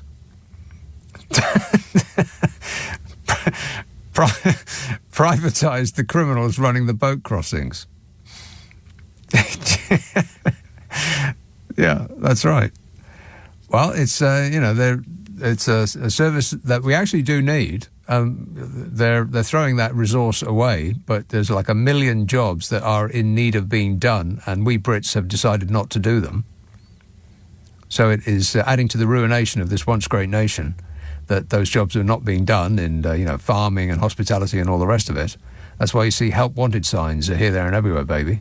If they just privatised the criminals doing the boat crossings, then they would go bust, owing billions, and be liquidated within months, therefore stopping the crossings once and for all. I do believe he's got it. Excellent work, Nige. Keep thinking. Let's have Middlesbrough. Terry. Hi, Nick. Thanks for taking my call. Terry.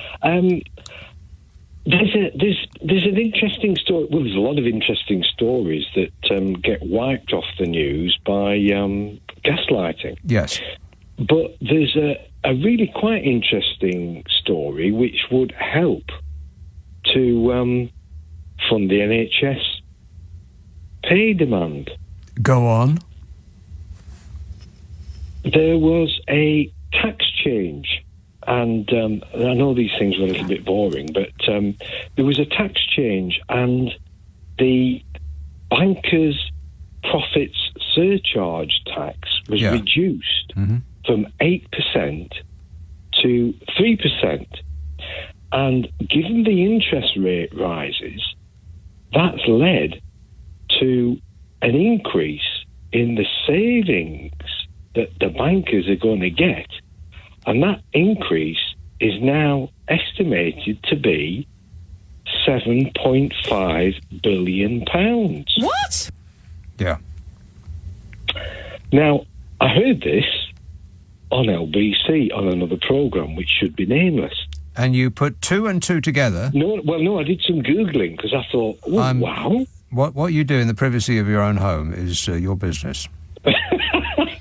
Anyway, I thought I need to check this, and sure enough, it's that is the case. Now, the some of these pay demands for some worthy individuals, doctors, teachers, policemen, etc., is in the billions, but it's not as much as 7.5 billion. Yes. So all we need to do is for Mr. Sunak to reverse the tax change that he introduced, and we can fund these things. We don't need to we don't need to look for savings in the schools, getting teachers to buy their own chalk. Yes. And we don't need to get doctors to bring their own plasters in. Mm-hmm. It is within our gift. So when people talk about our government being incompetent, yes, I think they're actually. It's worse than that. Clever, but you just need to know. You just need to know what the object is. Right. Yes, exactly right. People keep saying that they fail all the time, but they don't fail in their primary objective, which is to make themselves richer. Exactamundo. And then it does make you wonder. I mean, I don't want to cast aspersions, but it does make you wonder why banks do pay for expensive speakers' fees. Oh, right. It's yeah. You'd think that you rub my back and I'll give you a massive check. It's actually called prostitution, but let's draw a veil over that. But I mean, but these interesting stories. I mean, we don't discuss it. I mean, I take my hat off to you, Nick. You have not been distracted by a story that's been just wiping everything else off the news. God. For the past 10 days. Yeah, and the story before that was about a certain television show, another TV show host who was on in the morning, and that amounted to a giant pile of piffle as well. It's just a distraction, people. Wake up. It's later than you think. Exactly, and that's why I wanted to get the story on your show, because I thought then. Right. it's gonna hit more people. Yeah, all of whom are drunk right now, but you know. At least the thought was there. Okay, good work. Thanks a lot, Terry. 0345 6060 973. Absolutely nobody will remember anything that's mentioned on this show. Chris says, jam is jam, except in America where it's jelly. Ugh. Jelly. That's in relation to a call that I had some while ago. Is that it for the text and the tweets? At the moment, yes. Blimey, I am doing very well. I am actually managing to keep up, which means either I am outperforming to expectations, or that you're very, very slow tonight. One of the two. It's either my fault or your fault. Bodmin. Hello, Malcolm. Oh, Nick, how are you, mate? Great, mate. That fella just prompted me, and the gaslighting and feelings. Remember, you had believing, and now we've got feelings. So, Gillian Shepherd, the Education Secretary, in charge of falling down schools and all of this sort of thing, she's saying that she's heartbroken for the 6 or 7 or 8 million now. 7.8 million people on waiting list. And she's heartbroken. Yes. Heartbroken. And the thing is, I think she should go back and make more use of her engineering apprenticeship and do some engineering work, because I don't think that ministering is agreeing with her, Nick. And the other thing is, on the doctors. So you got the poor nurses who 3 weeks ago agreed to 5%, and now Richie, who can see the writing on the wall with the polls and so on, he's suddenly rolled over for the school teachers and the doctors, and he's offered them 1.5% more than the nurses. So the nurses are going to be feeling fantastic tonight, I would have thought. What about fantastic? Well, meaning they settled for 5%, and their leader made a hash of things ever so slightly, and the people who held out and took Britbats, all of a sudden now they're surely we're going to agree with the peer review body, which we didn't a month ago, 3 weeks ago, when and so they will put up with what amounts to a massive pay cut again. Yeah. And then, but for me, Nick, just to add to things, I think that the doctors are asking for a healthy 35%. How about the government to come out and say, all right, look, we'll raise you 17%. It's not poker. No, but, well, it is. We'll raise you 17.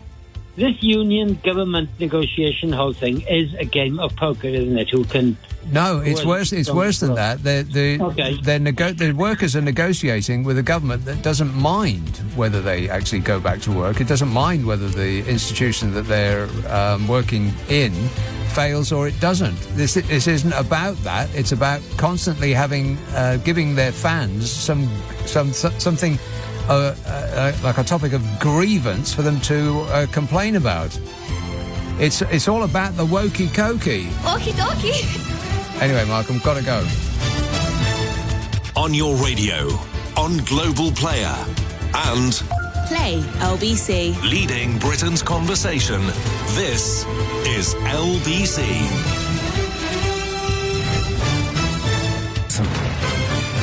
This is LBC from Global, leading Britain's conversation with Nick Abbot. This is absolute tosh. You don't know what you're talking about, do you? No, I do not.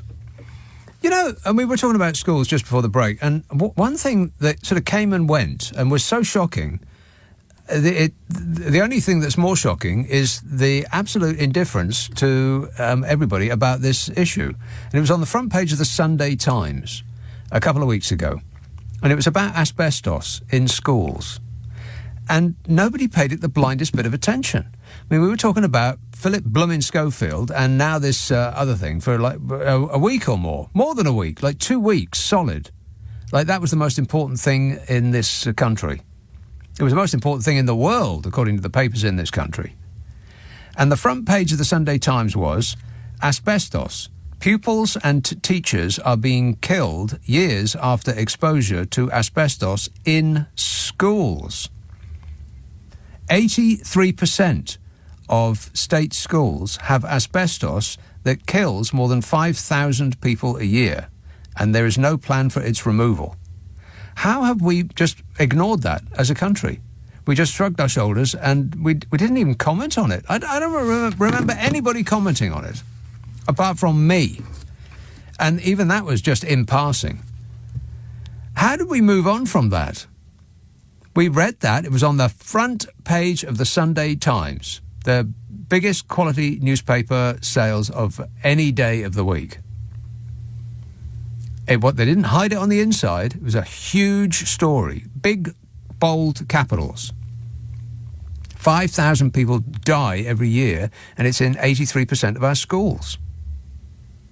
And we just thought, oh, well, never mind. What else can we talk about? I just didn't get it at the time, and I continue not to get it now, because weeks later, I mean, this was probably coming as a surprise to you. I don't recall any other papers even picking this story up. Hello? Are we paying attention? This is not how you are supposed to run a top-of-the-line country. Is it? I could not believe that. First of all, I couldn't believe that the story was true. And second, I still am amazed at people's complete indifference to it. It's in schools. Nobody cares. No one cares. Incredible. 0345 6060 973. St Ives. Hello, Jay. Oh, hi. Hi, Nick. Yeah, so I'm so tired, stressed and depressed right now because I'm an immigrant myself, right?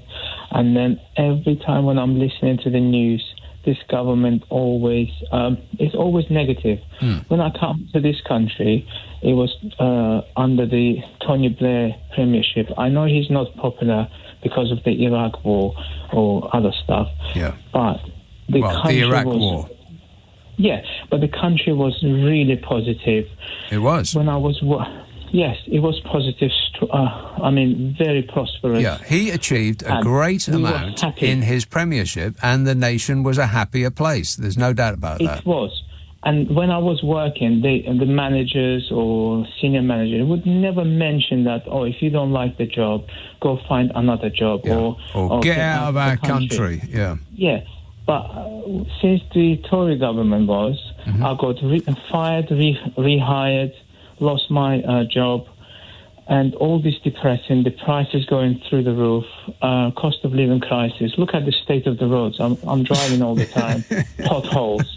Everywhere. Rubbish. Yeah. Everywhere rubbish on the side of the roads. I'm so tired. And I'm sometimes I'm thinking I'm pinching myself or ask my wife to pinch me, thinking like, am I in a dream or something? No. And then when they say like immigrants were going to start paying for the NHS workers pay rise, I've got two friends already. They went back, one to Malaysia, one to back to other countries. They just I don't think there will be lots of people coming in. I mean, that's what they want, isn't it? And I've got a message for British people, to be honest. They're coming for you. They come for us. Yeah, they're already coming for you. Well, they have. They've removed our ability to protest, which is, of course, vital if you're going to continue to act like this way as a government, because people will not like it. So people will want to protest at some point. And if you make an example of people who protest, and you essentially ruin their lives by giving them a criminal record, and you put them in jail, and you treat them abysmally, then that's going to stop people even thinking about protesting. So it's vital to the project that they crack down like that. I think they're just importing the model from, kind of like a third world country. Yeah. So people there, like, they can't protest. I mean, Russia, take an example. Who can protest against Putin right now? Or China. Nobody. China. There's another one. China. There's lots of places like that. Yeah. And then people live there in poverty. They're happy. And they, they say thank you to the government or the police state. So basically, my point is the immigrant family. I don't know how he goes to bed at night, Rishi Sunak, or when he puts his... Luxuriously is how he goes to bed at night. Yeah. I'm sure he does. But then what does he tell his daughters? Or maybe they're not allowed to watch the TV or to be on the social media at all. When you got that amount of money, it's not about being foreign, it's about how much money you have. That's how they differentiate between us and them. We are all the poor, impoverished. The little people. The little people, that's who we are. Can we call them plebs? Yeah, plebs? we can. Plebeians, yeah. Plebeians, they are the, I guess they're the new upper class. That's where the money is. It doesn't matter the colour of your face or where you come from. You are an international if you've got the money. But if you don't have the money, you're a foreigner. I could have fixed this economy in 5 minutes. You know, like the prices. So I'm driving near the Biggleswade A1. I don't know if you passed that between Baldock and Biggleswade. There's 2 petrol stations right opposite each other on the motorway. One price on one side is 141. On the other one, BP, it's 161. How could it be 20? 161. Yes. Wow. Yeah, it's just, yes, it's crazy. And I can't stop there to take a picture because it's on the motorway. No. It's just like, no, sorry. I know. 161. I am stunned. Well, that's because they have a monopoly in that area. If you're running out of petrol and you're on a motorway and that's the pet station that you happen to be passing, then you're going to have to stop there. They do say, of course, that there's much extra cost involved with stocking a motorway petrol station, and you can believe that if you choose, Jay. I am thinking otherwise. But anyway, thanks a lot. Cheers, mate. Cheer up. It might never... Oh, no. That's right. It already has. Ben emails, Vanity Nick. Vanity. He's there because he, as in Fishy, he's there because he knows he'll be in the history books. You think that he's doing this to get in the history books? I don't think the history books are going to be very kind about him. I mean, what has he achieved so far? Maybe we should pause and think about that. What has Fishy Sunak achieved so far, not necessarily as Prime Minister, but is in his entire career in government? I mean, he is famous for the Eat Out to Help Out, which was eat out to help the virus infect more people, a scheme in which billions were lost in fraud. In fact, his entire time in the chancellorship was painted by just fraud gone riot. Where has all the money gone? Where has it all gone? So, I mean, as Chancellor of the Exchequer, didn't seem to do a tremendous job. I mean, our fortunes weren't improved by his efforts. And as Prime Minister, well, what's he achieved exactly? Name one thing that he has achieved so far in any of the roles that he has occupied in government. One thing. I'll make it really easy for you. Name one thing that Rishi Sunak has actually achieved of any of his roles in government. One. Just one. That's all I'm after. 0345 6060 973. Let's have a call in New York. Robert. Hey, Nick. Actually just really on topic there. Rishi can't even manage to win the popular vote in his own party. So I really don't imagine that he's going to... Yeah, he lost to the Liz bot. Absolutely. Yeah, incredible, but true. AI president or prime minister. Right. Yeah, is he real or Memorex? The jury is out. He's an analog humanoid of sorts. he still has a taste for the finer things like cashmere. Yeah, doesn't he? And just? his hoodie. Mm-hmm. But he doesn't know how to use a basic chip on a credit card. Well, he doesn't know how to use a credit card. He just waved it in the air like it was a magic wand. Yeah, the last time he probably used one was literally in the late 90s. But not to even get bogged down with that, let's get into some future casting that's positive. We need to rethink this special relationship. You know, and I'm not talking about the Philip Schofield kind of relationship. I'm talking about, the United States and the British Empire. Well, what kind of special relationship do we have other than America tells us what to do and we say straight away, sir? I think Rishi Sunak, he rose to the occasion, and we got exactly what we wanted when we had our negotiations recently. Right. No new trade deal or anything special, it seems. No. So I was thinking about this for all of us. Keir Starmer doesn't seem to actually be present at the moment. So I was looking at who else could we put in that room with Joe Biden, and we would both come out satisfied with the result. Right. And the AI model says Penny Mordaunt. Right. You got her into a room with Joe Biden. Mm-hmm. But, the only thing that would happen is Joe Biden. The only thing that would happen if Penny Mordaunt got in a room with Joe Biden is Joe Biden would smell her hair, and that's going to be about it. It doesn't take the AI model to predict that. No. But I guess it's hard to say where things will go. But I don't think Rishi Sunak has a chance to stand in a popular vote. If most of the people on the right, they haven't really actually ever graduated from the Eton kind of mentality, which is life is a popularity contest. Who on the playground can actually hold clout. And I think you can listen to someone like Penny Mordaunt over Rishi Sunak. When you really get down to it, Rishi is sort of like a placeholder for a transition to a greater new type of generation post-Elizabeth, and I don't mean the Queen. Right. Okay. All right. That's excellent work there, Robert. Keep thinking. Cheers, mate. 0345 6060 973. Yeah, and Penny Mordaunt might be in the frame, but I believe that the Conservative Party, if the current trajectory is where they are going, if that's what their future, if that's where their future lies, then I would expect that they would go with Cruella Braverman. That's going to be the next leader of the Conservative Party.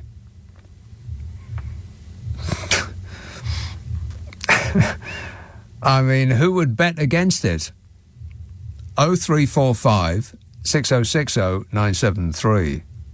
Steve says, texts rather, have you noticed how Fish's face contorts when he's speaking on camera? Could he be telling lies? Well, only when he's speaking. 0345 6060 973. Nick Abbott, LBC. This is LBC. Oh, come on. Leading Britain's conversation. Nick Abbott. Alexa, send a comment to LBC.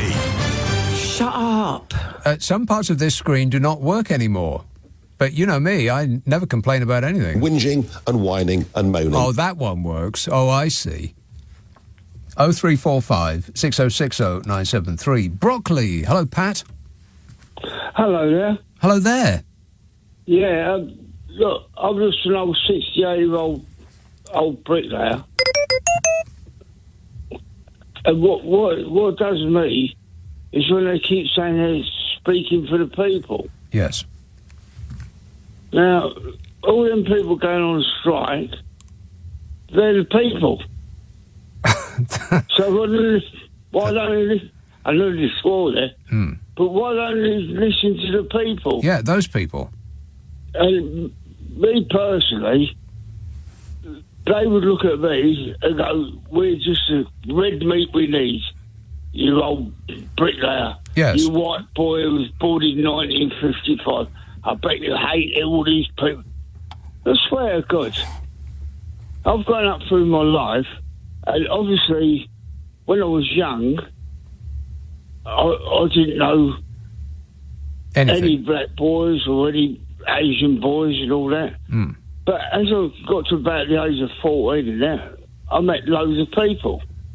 I've ended up living in a community where I've been to Indian weddings and all that. I'm married a West Indian lady. I've got mixed-race children. But you look at me, and I'm an old bricklayer, rough and tough and all that. Yeah. When these government people are going, oh, we're speaking for them. Well, who are you talking? Who are you speaking about?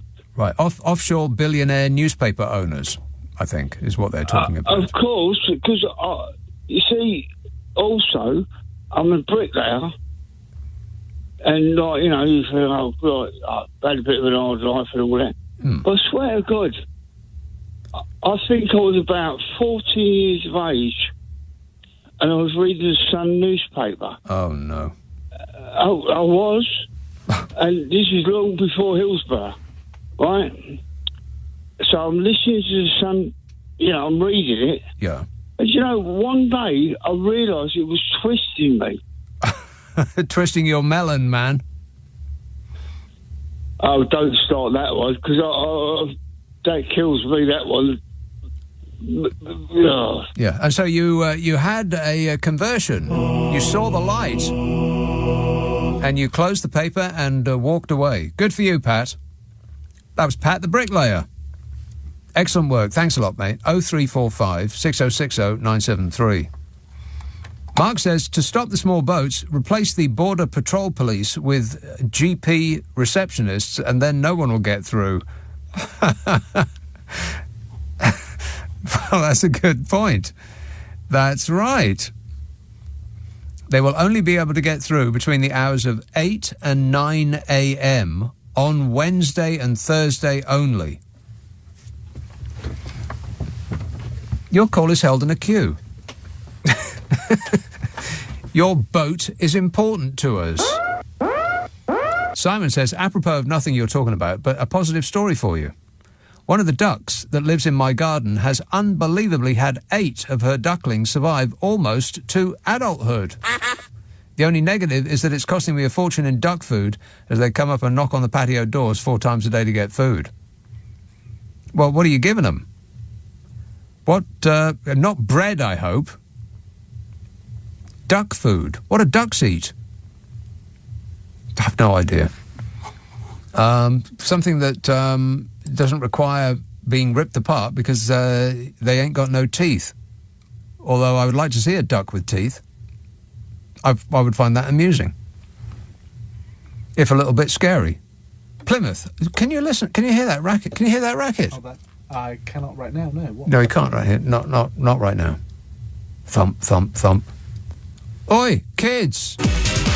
Turn that racket down. I think that's those hooligans in Capital. Tell me you can't hear that. I'm talking mainly on the phone and listening to you, but no, I can't hear it. Can't hear it? Well, it's coming through loud and clear in this room. But, I'm a professional and I'll work through it. Plymouth, hello, Julie. Hello, Nick. Nice to speak to you again. Are you well? Yes, I am, thanks. Oh, good. I think you have unwittingly given Rishi his next policy for the boat with your lovely idea of put all your problems in a boat and just push it out. Push them away. You push them away, let them roll out and out of view. I think you might have given him some ideas there, Nick. Just push them out to sea, let them drown. Oh, yeah. Gosh, yes. Government policy. I don't know, sail to the next country, probably known as Rishi. And I wanted to say about Rishi why he wants to be a Prime Minister, which I think a lot of posh people or Tory or privately educated ones want to be. They're not going to have a legacy because they're useless. They have money, they maybe sometimes have powerful roles, but they're not talented. So I think they've got the ego that they do want to see their name down, under that list of prime ministers. I don't think we should waste any ink on Liz, though. Unless people keep saying her name and reminding us that she was a PM, people are just going to forget. That is a disgrace. But I'm sorry, Liz, it's just true. And also, like, I've seen the headline about asbestos, and it made me think about, that was a problem when I was at school in the 80s, and to think now we're in, 2023, and it's unbelievable, isn't it? It is beyond belief. The stuff that's happening in this country, it's just, it is no way to run a proper... we're not anymore, though, are we? I mean, viable country. I like the chat from New York's... thought of who should we put in with Joe. Maybe Angela Rayner or Jess Phillips. Maybe that might work. I don't think it matters who. America is not that interested in little old us. They are much more interested in Europe. They want to do a trade deal, if with anywhere, the European Union, because that's where the money is. I mean, it's all about the money. Of course it is. And the power, it's a block of countries, and, that gives power and status, and we not just because of the Conservative government and the idiots that we've had in charge, but we also we haven't got any status anymore. It's we're a laughing stock. We are a laughing stock. If it hadn't been for the A-Golf Twitler, then we would be the laughing stock of the world. Oh, shut up! Fortunately, he's still there, taking the world's eye off us. I know, it's mad, isn't it? I'm so glad that my mum and dad were Dubliners, because I can apply for an Irish passport. Yeah, lucky old you. I know. Maybe Scotland will go to Norway for you. And right, exactly. It'll all be okay. Yeah. We're all leaving. It'll either be okay or it'll continue to be a catastrophe, Julie, one way or the other. We'll find out when we get there. All right, cheers, my dear. 0345 6060 973. John says, Sunak saying 6%, take it or leave it. Where does he think he is? A car boot sale? You want a fiver? I've got £3.20. That's all I got, mate. Take it or leave it. Yeah. 6%. I mean, that is a pay cut in real terms. And it follows a pay cut from the year before, and a pay cut from the year before that, and the year before that, and the year before that. I mean, how much pay do they, can you accept being cut over and over again before you leave the profession? And so many people are doing that. All of those professions, the civil service, teachers, medics, all of them, they're just draining away. So it seems to be the plan.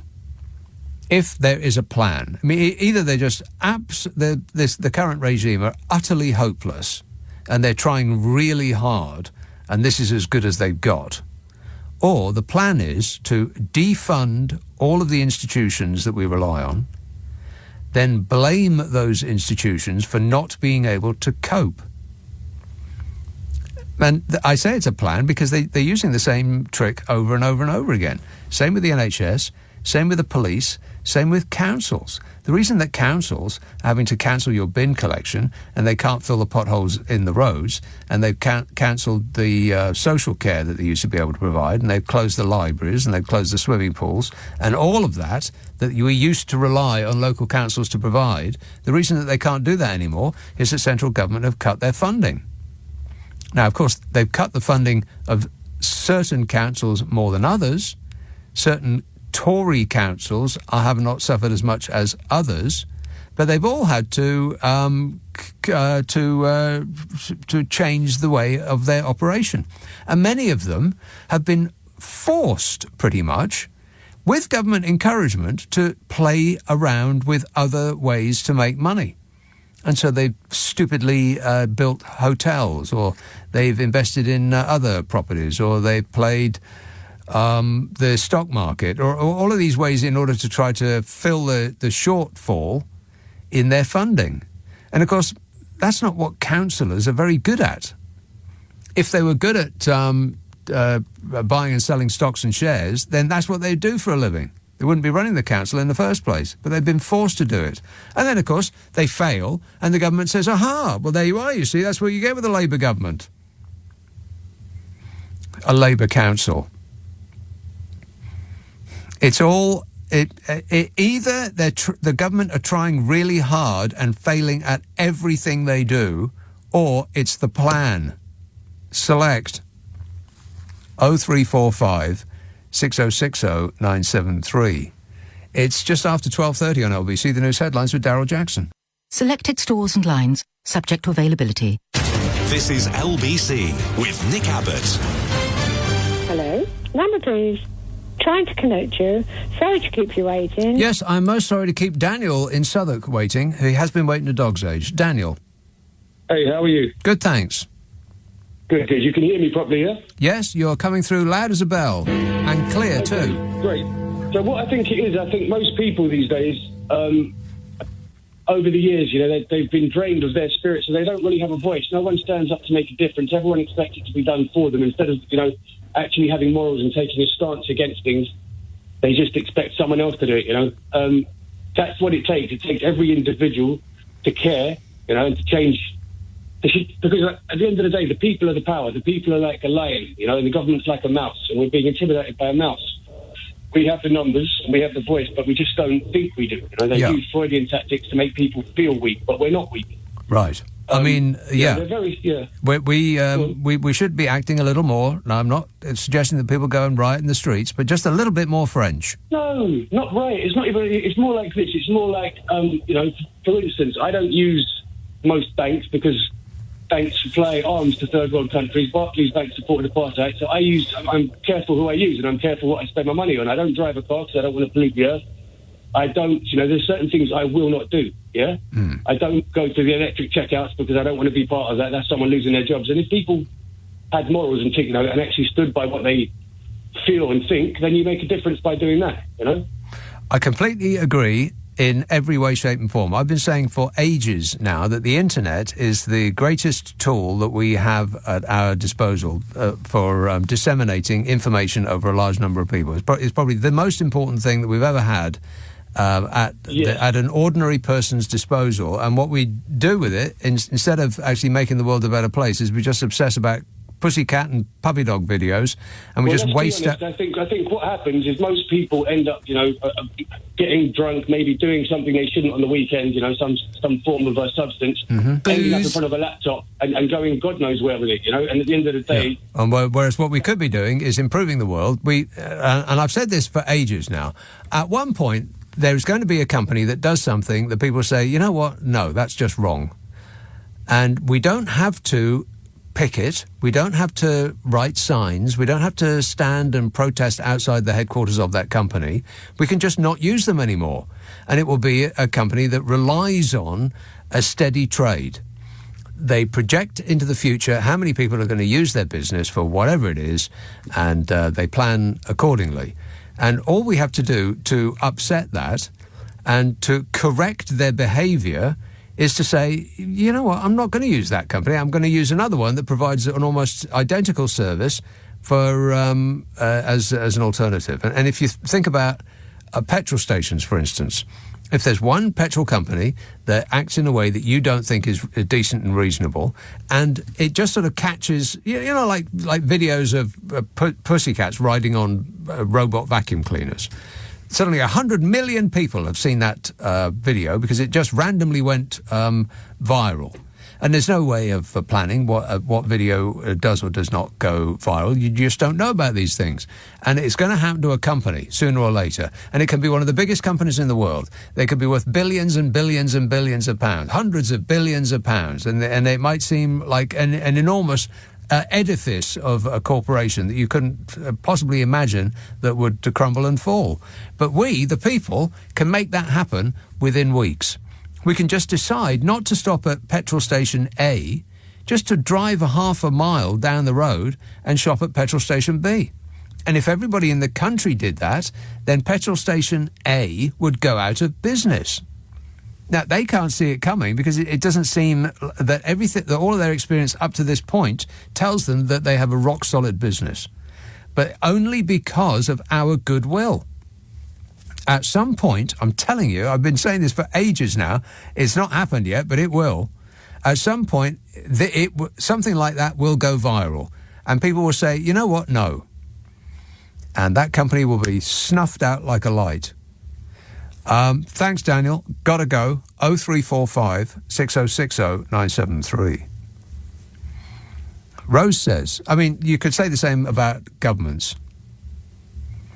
It's not quite the same because, it's easy for people to make a choice about where they buy their petrol or where they buy their food or what online company they buy their everything from.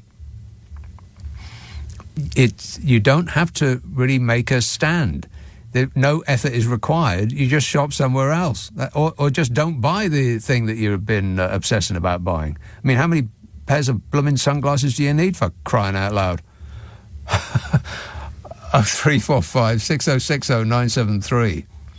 Now I'm going to get everything that I look at online. I'm going to get adverts for sunglasses. I betcha. I'm getting adverts for toilets. What? Yeah. Everything I look at now has got an advert for a toilet in it because I made the mistake of looking up toilets. Because I'm in the market for a toilet. And so, unfortunately now every story online that I look at has got adverts for toilets in it. Oh, well, never mind. That's just my life, but it's not something that I would complain about. Whinging and whining and moaning. Rochester, Lulu.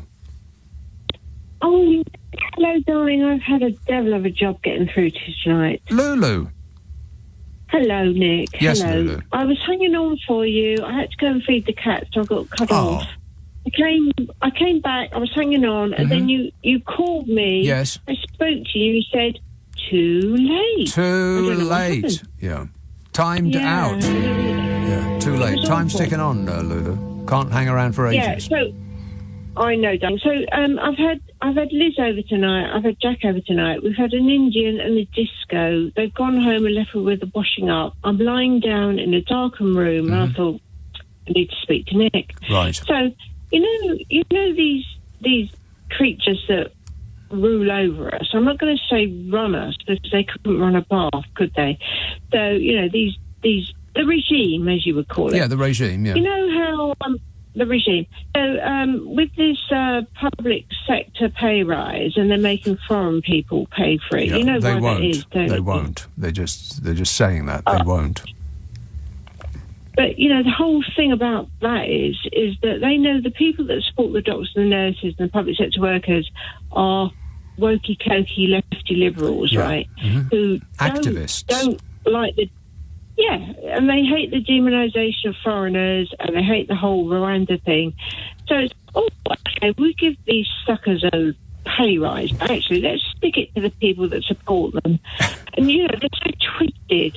They are so twisted and venal, these people. Yeah. We have got to get them out next year. Oh my God, it's life or death. Honestly, we have another term with these people.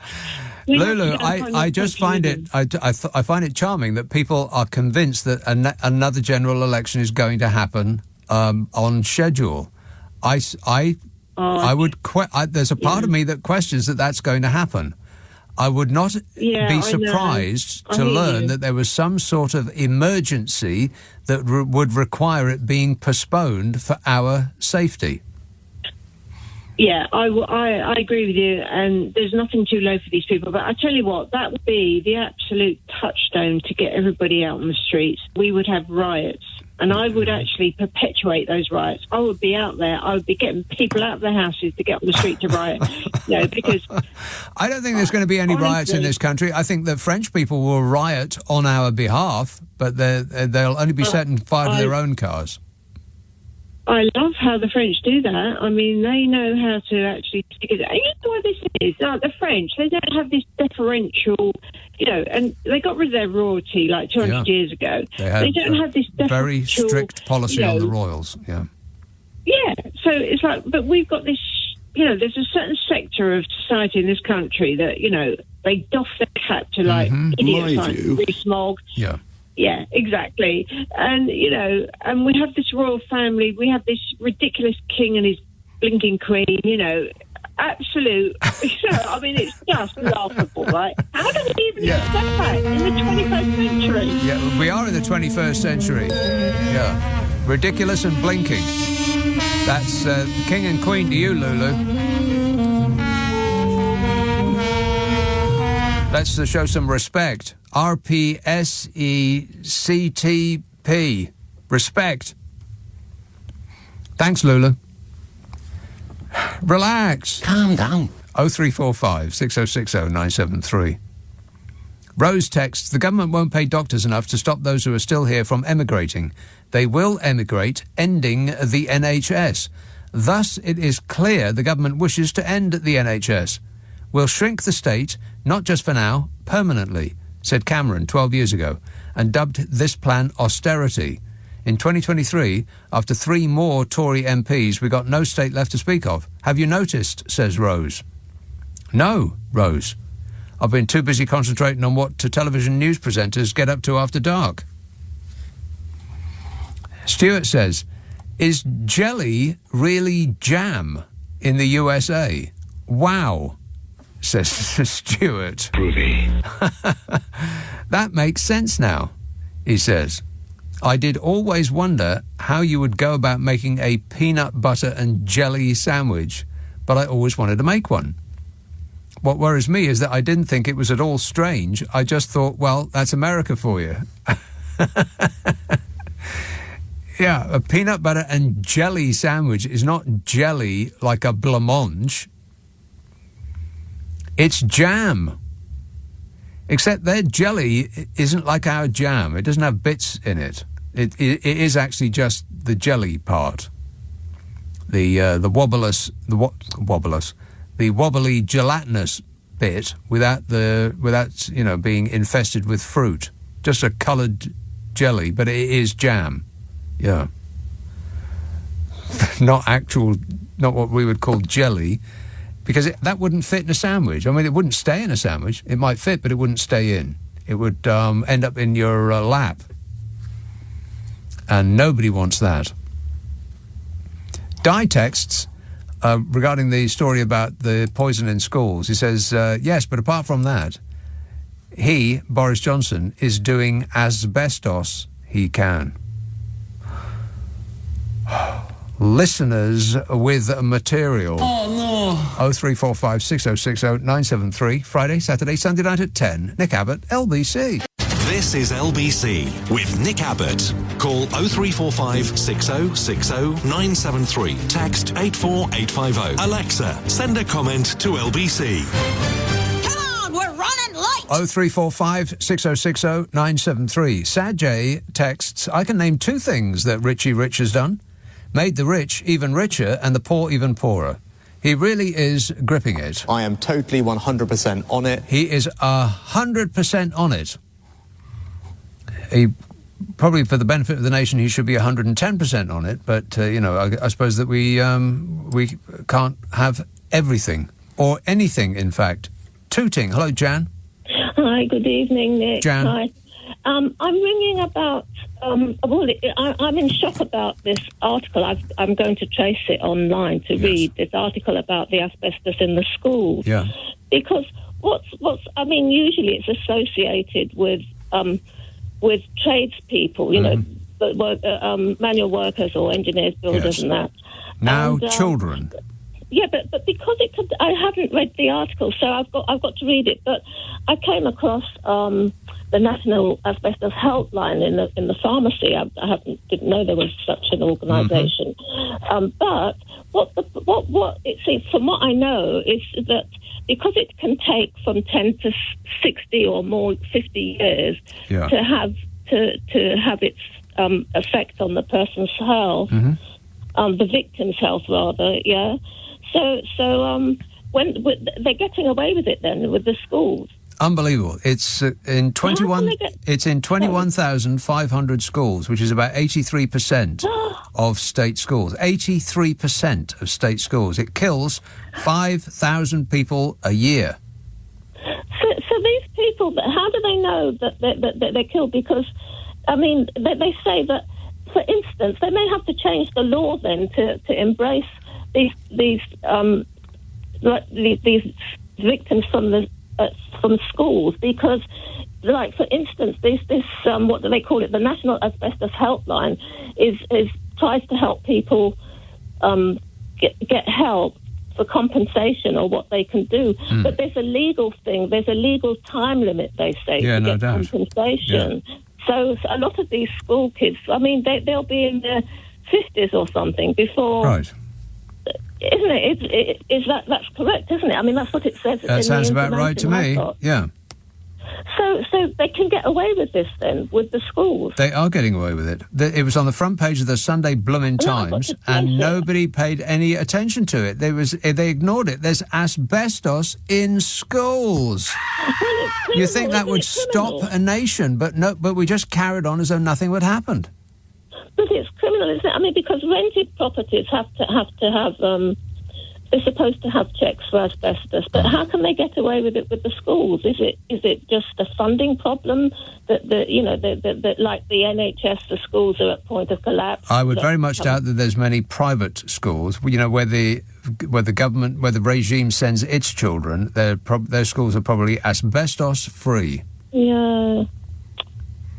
Oh gosh, I'm totally it's bad, shocked. And it's getting worse by the day. Yeah, you and me both, Jan. We'll call us the stunned twins. All right, thanks a lot. 0345 6060 973. Yeah, it's a very, very slow thing for some people when it comes on, and I can't. Every now and again, I think of that day, that stupid day of work that I did as a temp. When I was sent along as a moron kid in my early 20s to, I think it was Buckingham Palace Road. It was the big building that used to be the coal board, and they were getting rid of asbestos sheets that were in their basement, and there was hundreds of them. They were about 3 foot by 2 foot, something like that. Hundreds of them, all just piled up. And me and some other bloke around about the same age, I think it was Spanish or something like that, our task was to put all these in a skip. And after about 5 minutes, the basement that we were in was so thick with dust that we could barely see from one side of the room to the other.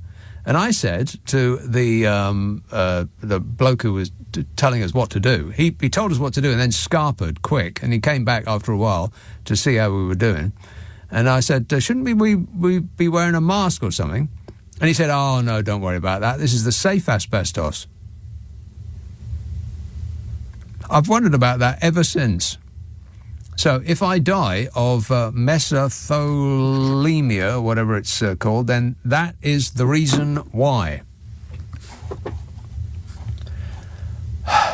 But you know me, I never complain. Whinging and whining and moaning. Solihull, Callum. Hi, Nick, can you hear me? Yes, sir. Fabulous. So I just need to make a quick comment in regards to what you said previously about everybody. If everybody was to not use a company or whatever, the company would go on within the same day. This is the exact reason that culture issues like Brexit or whatever are introduced, so that we argue between ourselves, so that we're not a united force, and that way we don't have the power that we would do if we're all on the same page. Correct. Yeah, thank you. The reason that I phoned up was in regards to the WhatsApp messages from Boris Johnson and whatnot. Yeah. Wait. Yeah.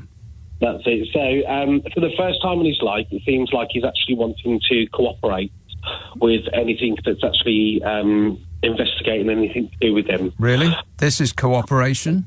Well, it looks like it. And it seems to be that the government itself is trying to push back on that. I was starting to wonder, Rishi Sunak's party piece for his entire career ever since the pandemic was that he introduced furlough. Every other Western country introduced furlough, of course, into their economies, and if not better than what this country offered. And that's something with significantly less fraud in almost every case.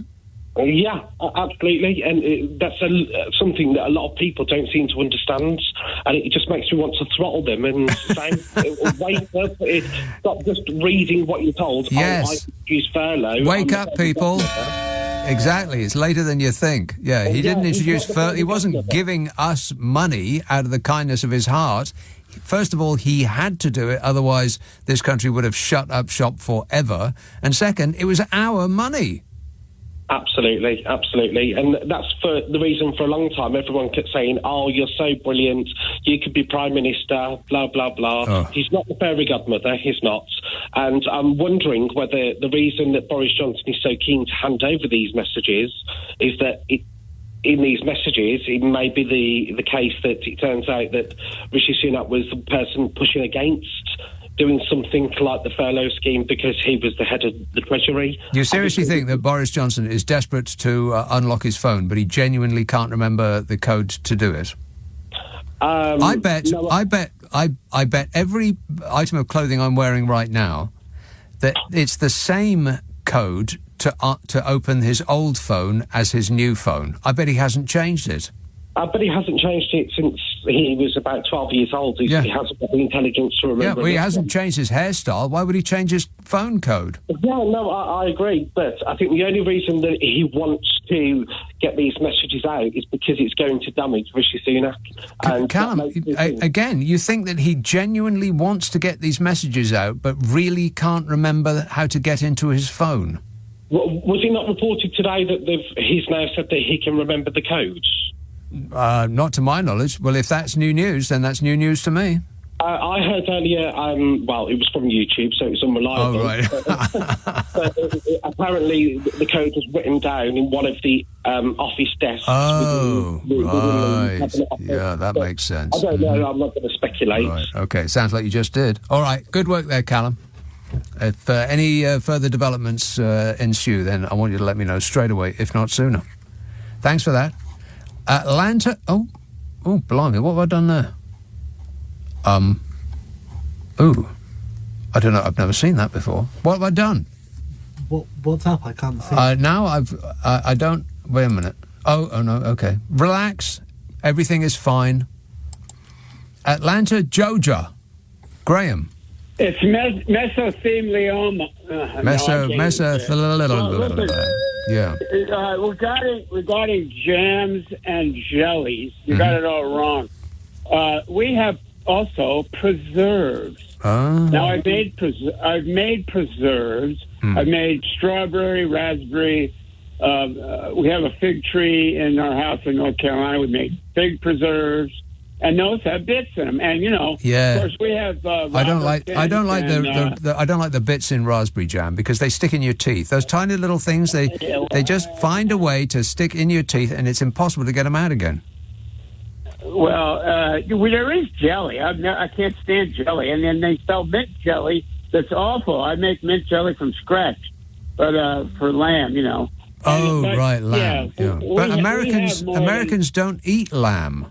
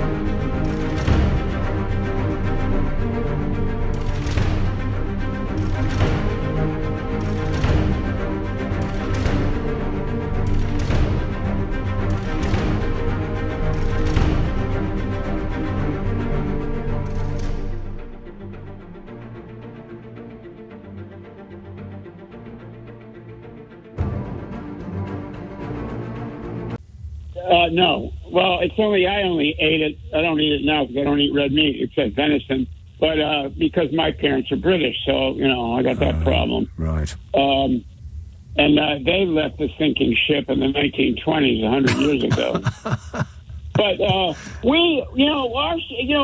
so amazing. I've said this before.